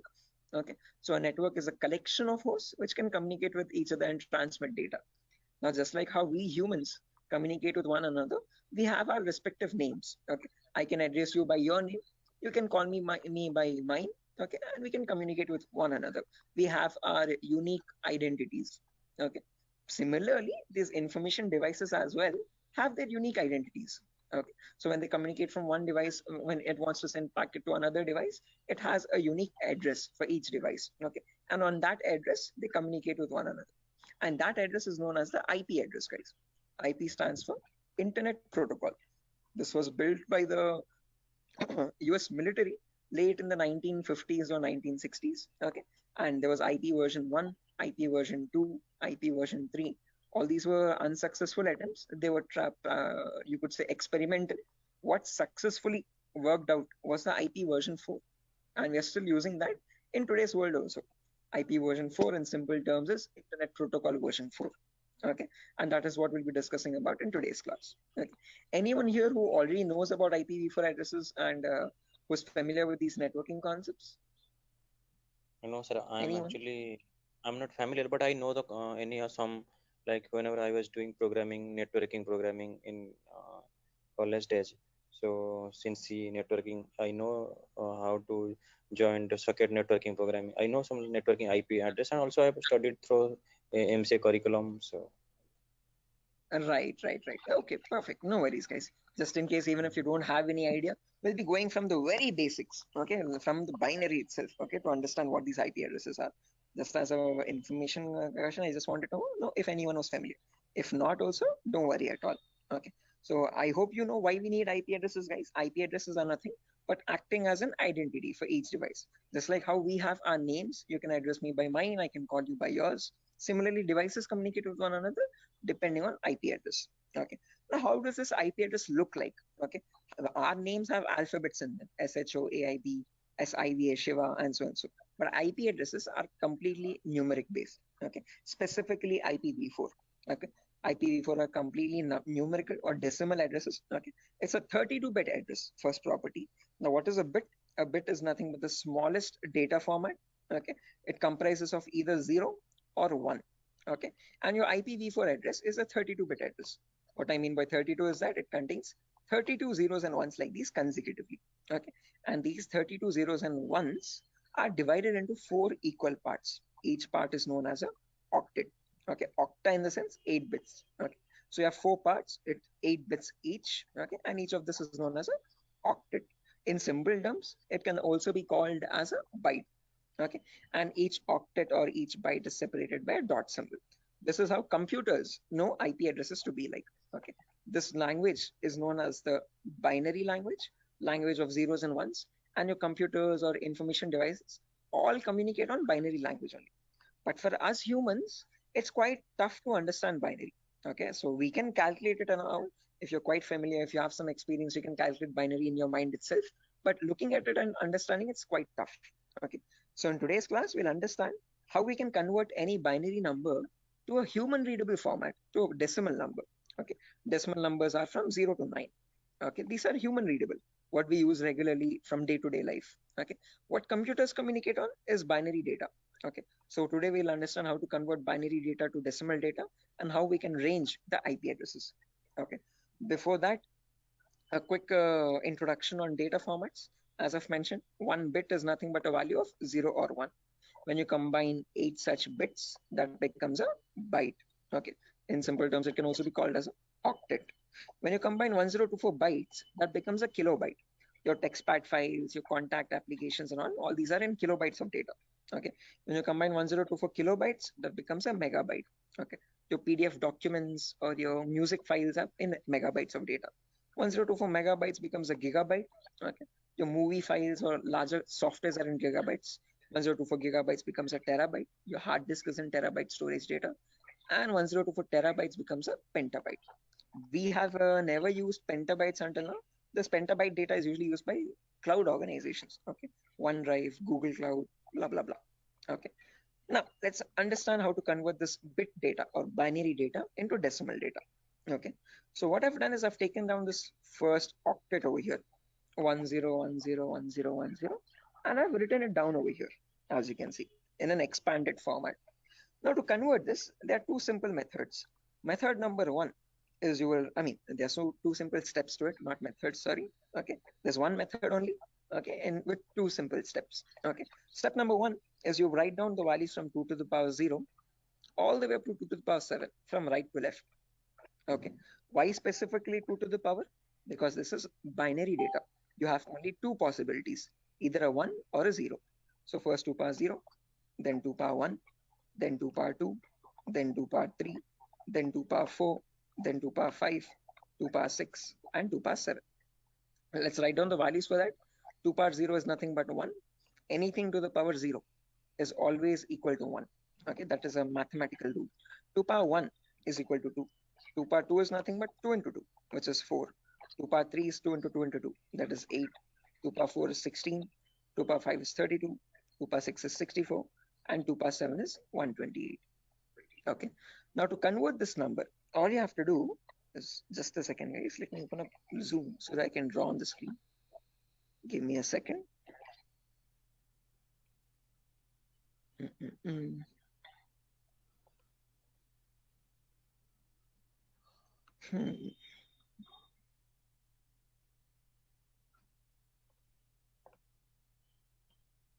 Right, perfect. So when you want to convert any number from binary to decimal, first things first, you have to write down these numbers. Then you multiply the lower number with the top one and add with the next one. As simple as that. Multiply, add, multiply, add, multiply, add. This goes on till the last step. Okay, so firstly 2 power 0 into 0. Anything into 0 is 0 itself. So I've written 0 over here. Then 2 power 1 into 1. That is 2 power 1 is 2. As you can see, I've written the value over here. Into 1 is the value itself, 2. 2 power 2 is 4. 4 into 0 again, we have 0. 2 power 3 is 8. 8 into 1, 8 again. 2 power 4 into 0, 0. 2 power 5 into 1, 32. 2 power 6 into 0, 0. And 2 power 7 into 1, that's 128.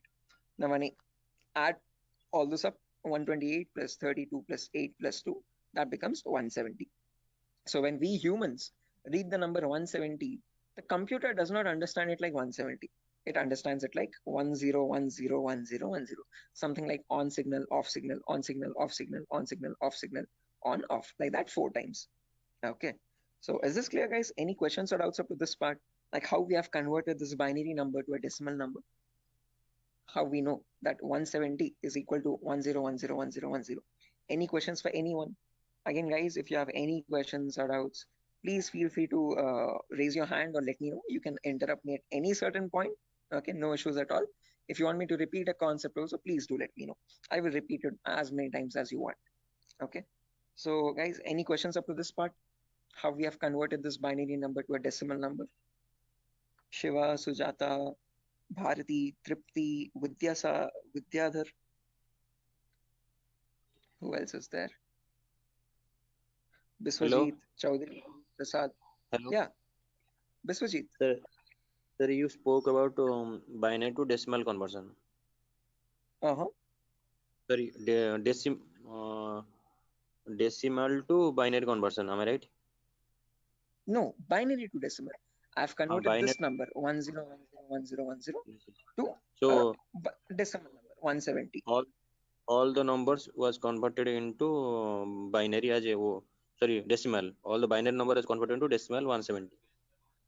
Right. This specific number 10101010. Okay. How did we do that? We wrote down these numbers 2 power 0 all the way up to 2 power 7. Multiply the lower number with the top one and add with the next one. Multiply and add, multiply and add, multiply and add. And that's how I got the final result as 170. So this 170 in binary is equal to 10101010. Right. Is this clear, Biswajit? Yes, I am clear. I know and I clear it.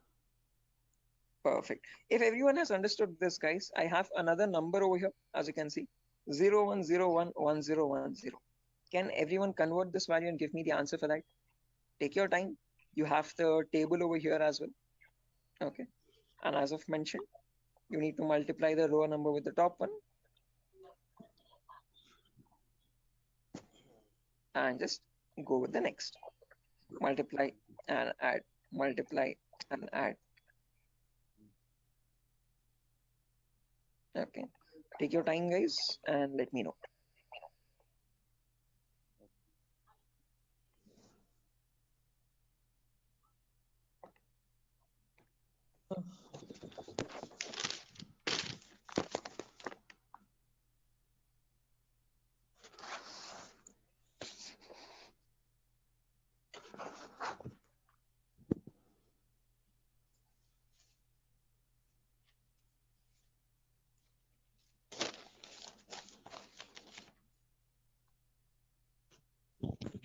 Is it 90?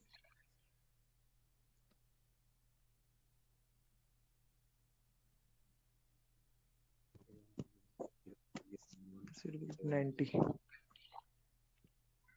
Correct answer, guys. 90 is the correct answer. Anyone else? Sir, are you going to provide us this text file also, or like we have to take notes in means No, handwritten notes? definitely. I'm gonna give this file at the end of the class. I'll take down all your email addresses, and on your email, I'll send this document directly. You don't need to take any separate notes, guys. I'm gonna send this document file. Just in case, as the class goes on, if you want to take down any running notes to note down any important points also, you can. Okay. But all these documents, all these notepad files will be given to you directly. Okay. So yeah, guys, I've received a correct answer from a lot of people over here. Again, as I've mentioned, just multiply the lower number with the top one and go on till the last. So this will be 2 power 0 into 0 plus 2 power 1 into 1 plus 2 power 2 into 0 plus 2 power 3 into 1, like that till the end, 2 power 7 into 0. Okay. To anywhere you have 0 over there, 2 power 0 into 0, just put that 0. 2 power 1 into 1, that's 2. 2 power 2 into 0, that's 0. 2 power 3 into 1, that's 8. 2 power 4 into 1, that's 16. 2 power 5 into 0, that's 0 again. 2 power 6 into 1, 64. And 2 power 7 into 0, 0. When you add all that up, 64 plus 16 plus 8 plus 2, you get the number 90. Anyone over here who has not got the number 90, guys, please do not feel shy. Again, if you're getting all the right answers, you're doing much great than me. In my first day, I could not solve this at all. Okay, I was a very dumb guy. So please, no shame in that. Okay, it's completely fine. Okay, because you need to get this concept very right in order to proceed with the further concepts. If you're failing at this one, it's gonna get a bit complex further down the lane. Okay, so any questions on this part? Please do not hesitate to let me know.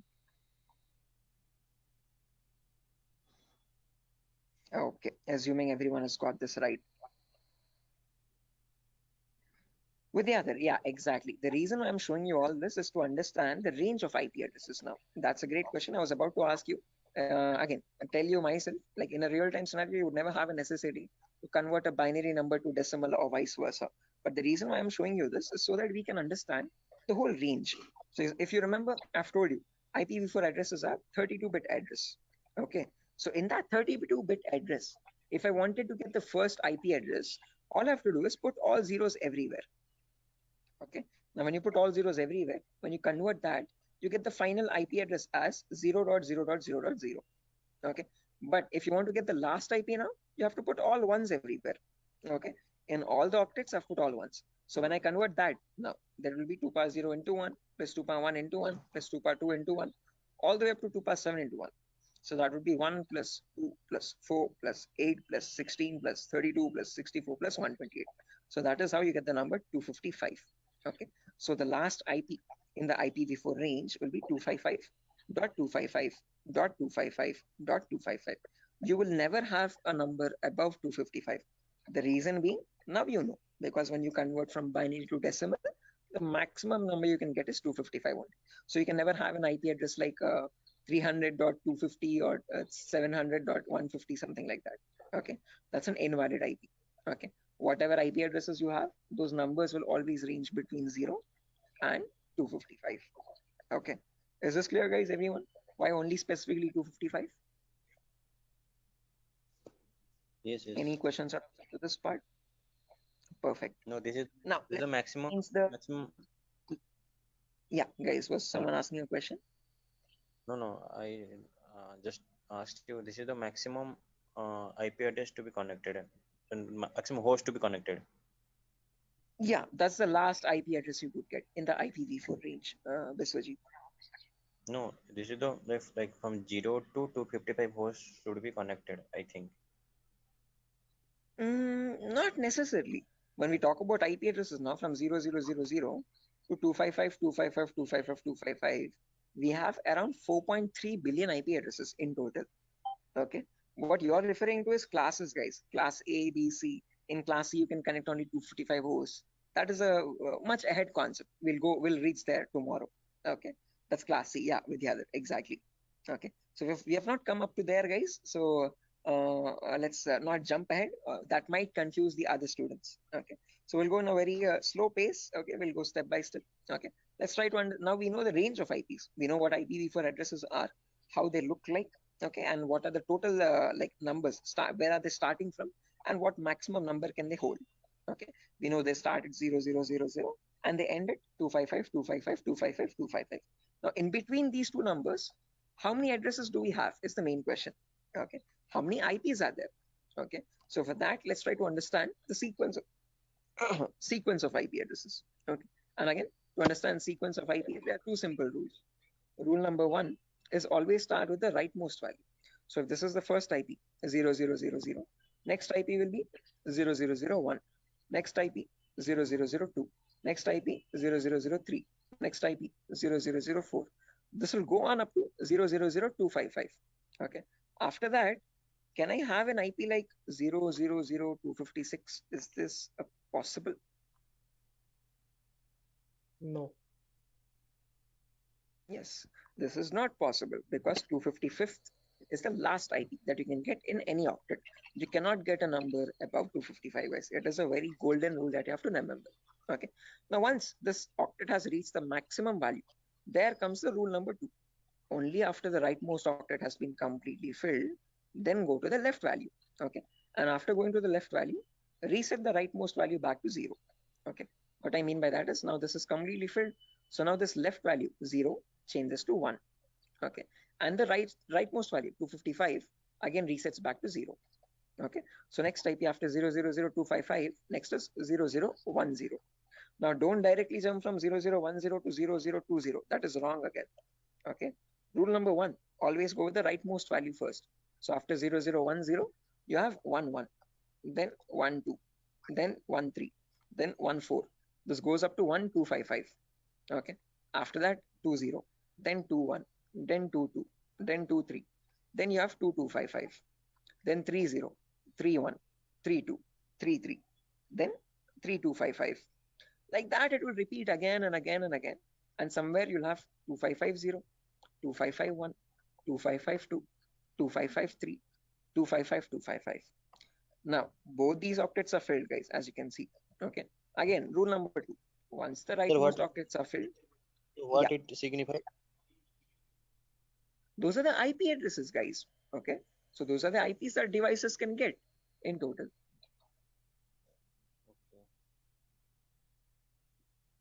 Okay, so continue. Right. Again, doesn't signify anything. I'm just showing the sequence of IPs. Okay. How do IP addresses progress from one another, one after the other, one after the other? Okay. Like after number 1, you have number 2, number 3, number 4. Like that, I'm showing you how IP addresses cycle one after the other. Okay. After 255, 255. Yeah. Is this class C or class B? This is the whole range of IP addresses. We have not come to classes, so forget that classes exist for the time being. Okay, I have not discussed what classes are. Okay, I have not discussed. I have not brought up the word class. Okay, so for the time being, just forget the word called class. When I come into it, then get reminded of it again. Okay, Biswajit, do not confuse yourself. I am right now just telling you how IP addresses progress from one after the other. Okay. So I'm just telling you what is the first IP. After that, what is the next IP? After that, what is the next IP? After that, what is the next IP? As simple as that. Okay. So after 00255, 255, now this is completely filled. This is also completely filled. So now this 0 changes to 1. So after that, 0100, 0101, 0102, 0103. Then you have 10255. Then after that, this 255 becomes 0. And this 0 changes to 1. So 110, 111, 112, 113, 11255. Like that, the cycle repeats again and again and again. And somewhere you'll get 01 255.255. Just like how we had 0.0255.255, you have 0.1.255.255. Then after that, from 0.200 to 0.2255255, 0.300 to 0.3255255, like that, 0.255000 to 0.255.255.255. Now, whatever cycle repeated from the first IP 0000 till the IP 0.255.255.255, same cycle again repeats from 1000 to 1.255.255.255. Same repeats from 2000 to 2.255.255.255. Same from 3000 to 3.255.255.255. Finally, from 255.000 to the last IP 255.255.255.255. Okay, so all I'm showing you is the progression of IPs. How do IPs change from one after the other? What is the consecutiveness of IPs? Okay, so if you wanted to get the total number of IP addresses, you from 0000 till 255.255.255.255, it would be 255 to the power 4, because each cycle is repeating 255 times. So the total number of IP addresses would be 4.3 billion IPs. Okay, which is the number equal to 255 to the power 4. So with the other, yeah, the correct number of IP addresses would be 255 to the power 4. Hello, is that clear? Yes, sir, I understood something. Yeah. Okay, guys. Until this point, any questions, guys, for anyone? Again, do not get confused, guys. This is just to show you the sequence of IP addresses. In a real-time scenario, you would not need that anywhere. I'm just going very theoretically to get you familiar with the foundational concepts, like how IP addresses are built, how do they look like, what is the sequence of IP addresses, and so on. Going very basic. Okay. Sir, so you told. Hello. Yeah, Biswajit. Sir, you told that 4.3 billion IP addresses. That means, sir, I did not get it actually. That, yeah, again, how many IP addresses are there, Biswajit? If you remember, each octet is cycling 255 times. Okay, so this first octet, rightmost one, is going from 0 to 255. Okay, after that, from 10 to 1255, again 255 times. So like that, each octet is cycling 255 times. So there are 4 octets now. So 4 octets in the sense 255 into 255 into 255 into 255. Basic permutations and combinations. Okay, and when you calculate that 255 to the power 4, you get the number 4.3 billion. Okay, so that is how we got that number. Is that clear, guys? Okay. Hello? Yes, sir. Yes, sir. I understood. Right. Perfect, guys. Now, my question to you guys is, in today's world, in the era of 2022, are 4.3 billion IPs sufficient? No. No, sir. No, sir. Definitely. Right, correct. Because the population itself is around 8 billion people, right? Close to 8 billion or 8.5 billion. 4.3 billion IPs are nowhere sufficient at all. Okay. Again, each person might use multiple devices in the network also. Okay. So that is why, to come up as a solution, they made these IPs into 2 different parts. Okay. Solution number 1 was they divided these IPv4 addresses into, again, 2 categories. One, something is known as public IPs, and there's another category called private IPs. Okay. This categorization, okay, or division of IPv4 into public and private IPs is known as NATing, network address translation. Okay. When they knew that this solution is also not working out, this might also still cause the IPs to go extinct, then they came up with another set of IP addresses known as the IPv6 address, guys. Okay. So not just IPv4, there's another version as well called IPv6 address. And these are 128-bit addresses. What we are seeing until now is just a 32-bit address. 128 in the sense 4 times the size, bit length size of IPv4. Okay. But in that, you have trillions and trillions of IPs. Okay, not billions, but trillions. Okay, so we'll discuss IPv6 on a later date. Okay, but in today's class, we'll end it with public and private IPs. So let's try to understand what these public IPs are and private IPs are. Okay, so public IPs are the IPs given to you by your internet service provider. So in our home, we might have different broadband connections. You could be using Act FiberNet or Airtel or Tata Docomo or BSNL. All these people are providing you the service of internet.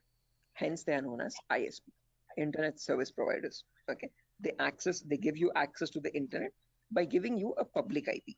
Okay, so to your home, you might have a router.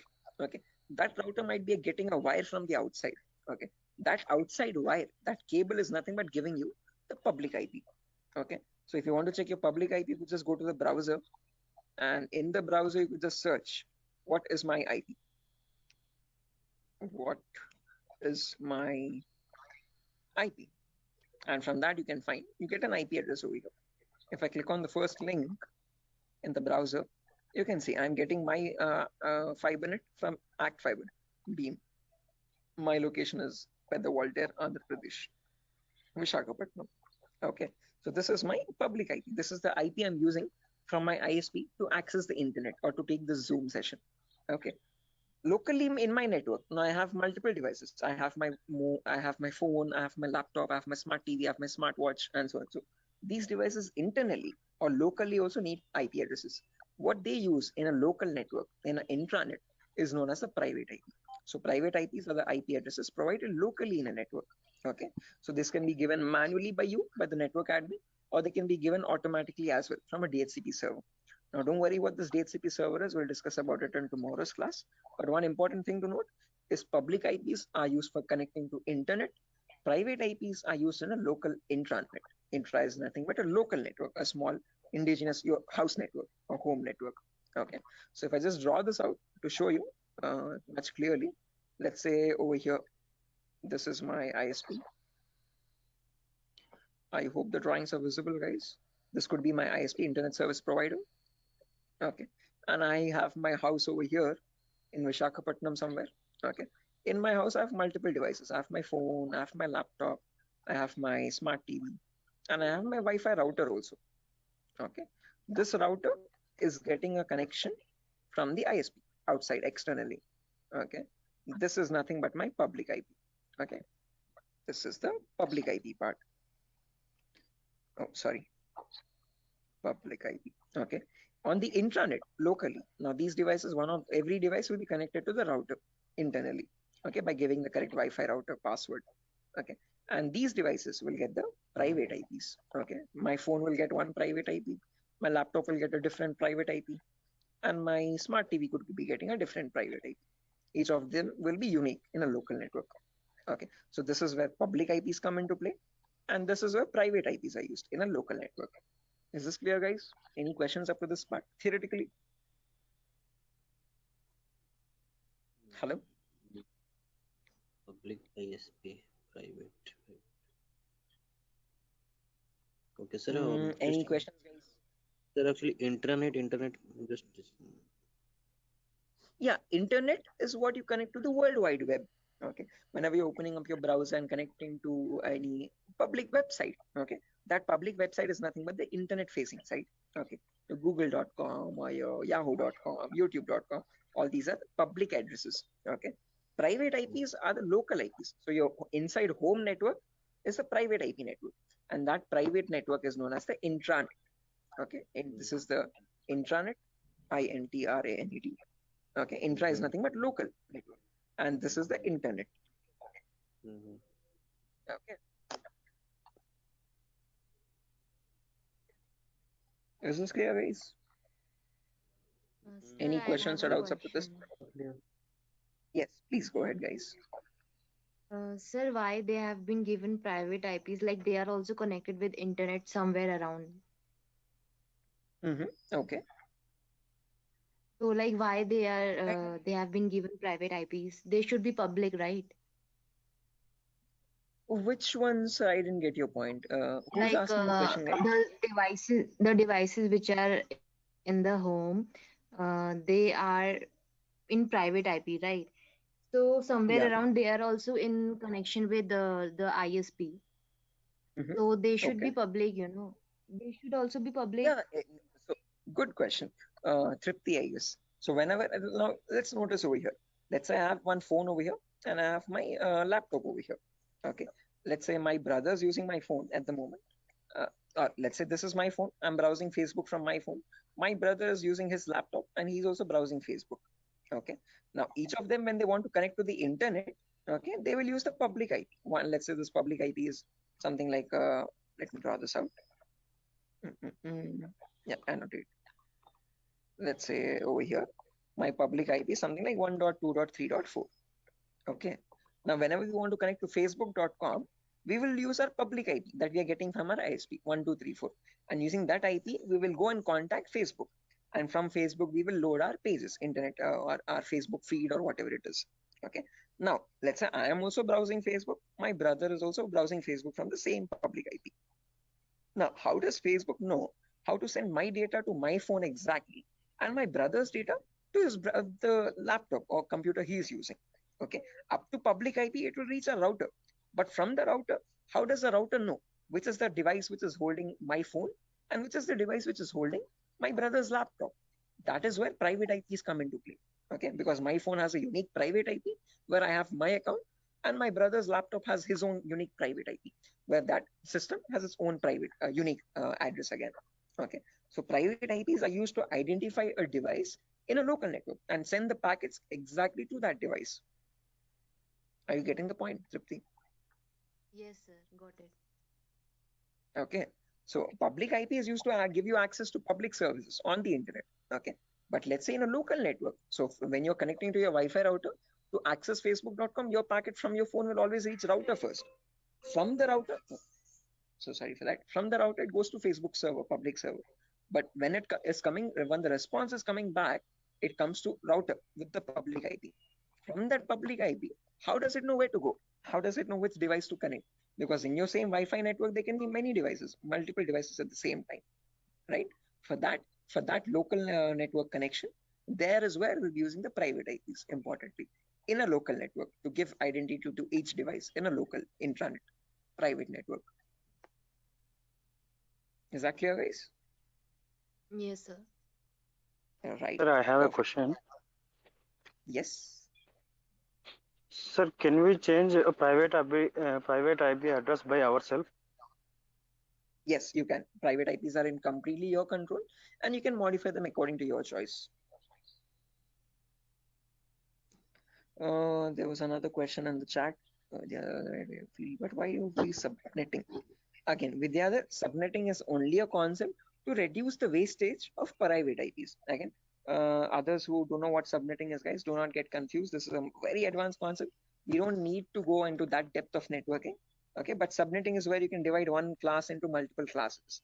So Vidyadhar, just to give you this answer, okay? Others, just ignore this. Okay, this is you could say gibberish for you for the time being. Okay, so Vidyadhar, let's say I have 50 devices in my network, but I'm using class C. Okay, so now if I have my let's say in my organization there are two departments, one is accounting and one is sales. Okay, accounting needs 50 IPs, sales needs 50 IPs. Okay, the smallest class I can use is class C address, but in class C we can connect 255 devices. So if I remove 50 IPs from that, remaining 150 how many remaining 205 IPs are going wasted over there. So what I can do is I can break that class C into much more smaller subnets. Okay, so I can make it into two subnets where in each subnet I have again 122 devices. Okay, if I want, I can break that into 4 subnets again, where each will have again 64 IP addresses. Okay, so subnetting is just use when you want to break down smaller classes and see to it that you're not wasting IP addresses. Okay, so what I can do is I can break this class C into 4 subnets. Okay, with each 62 devices each. Yeah, with the other. Sir, actually, I have a question that it is not correct or that we are saying that we are wasting IP addresses or anything else, because sir, we have many IPs. We can use it. You can, you definitely can. Okay, but just to not get confused, let's say addresses are wasting. Sorry, well, let's say you have 255 different networks, guys. Okay, you have 255 departments. Okay, so for each department you have allotted each network 192.168.0, 192.168.1, 192.168.2. Okay, like that, and in each network you're only using 50 IPs there. Okay, Now let's say you wanted another department, 256th department there. Okay. Now can you use any of the previous networks? Because all of them are already used up from 190 to 160, 0th network till the 256th network. Now if you want to add the 256th network with another 50 IPs or 100 IPs extra, then what will you do is my question. Okay, sir. Okay. Are you getting my point? Yes, sir. Okay, so just like that, it's not like you're spending money or anything, or no, you're not what do you say, giving any charges for the IPs that you're wasting. Okay, but just so that you have more IPs, free IPs left out, which you can allot for future services or future uses. That's what I'm talking about, not wasting IPs. Okay, I guess this is Vidyadhar only who's asking the question. Sir, Tarzan here, sir. Oh, okay, Tarzan, sure. I hope this is clear. Sir, hello. Yeah, guys. Biswajit. Sir, actually, I'm unable to get the concept of private and public, because public, you are connecting to a public server like Facebook. You all are connecting to Facebook. So, okay. And they are trying to access.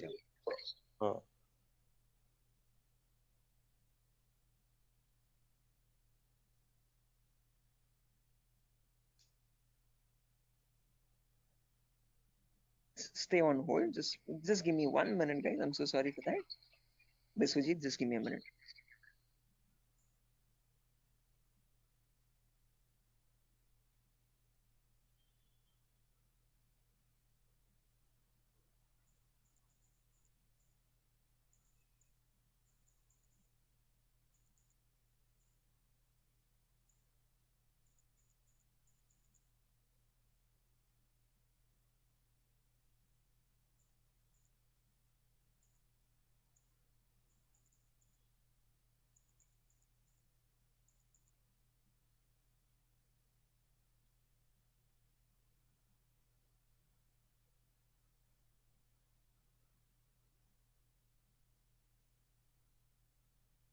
Guys, can you hear me now? I'm so sorry, guys. The Vinayaka Chaturthi thing.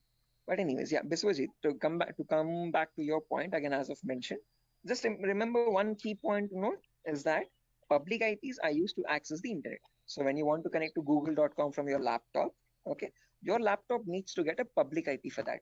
Okay, that public IP is provided to you by your ISP, Internet Service Provider. As simple as that. Private IPs are used for a local communication. Okay, so let's say you want to share files from your laptop to your phone, okay, or from your phone to another phone in the local. Okay, understood. So yeah, now when we come to private IPs, guys, again, I guess I was muted over there.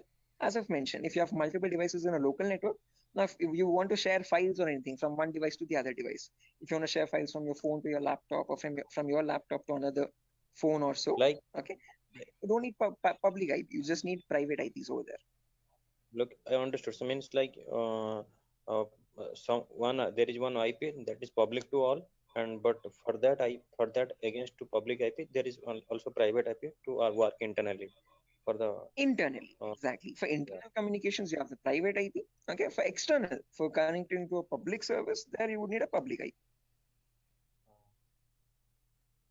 Okay, is that clear, guys? Yes. Right, perfect. Sure.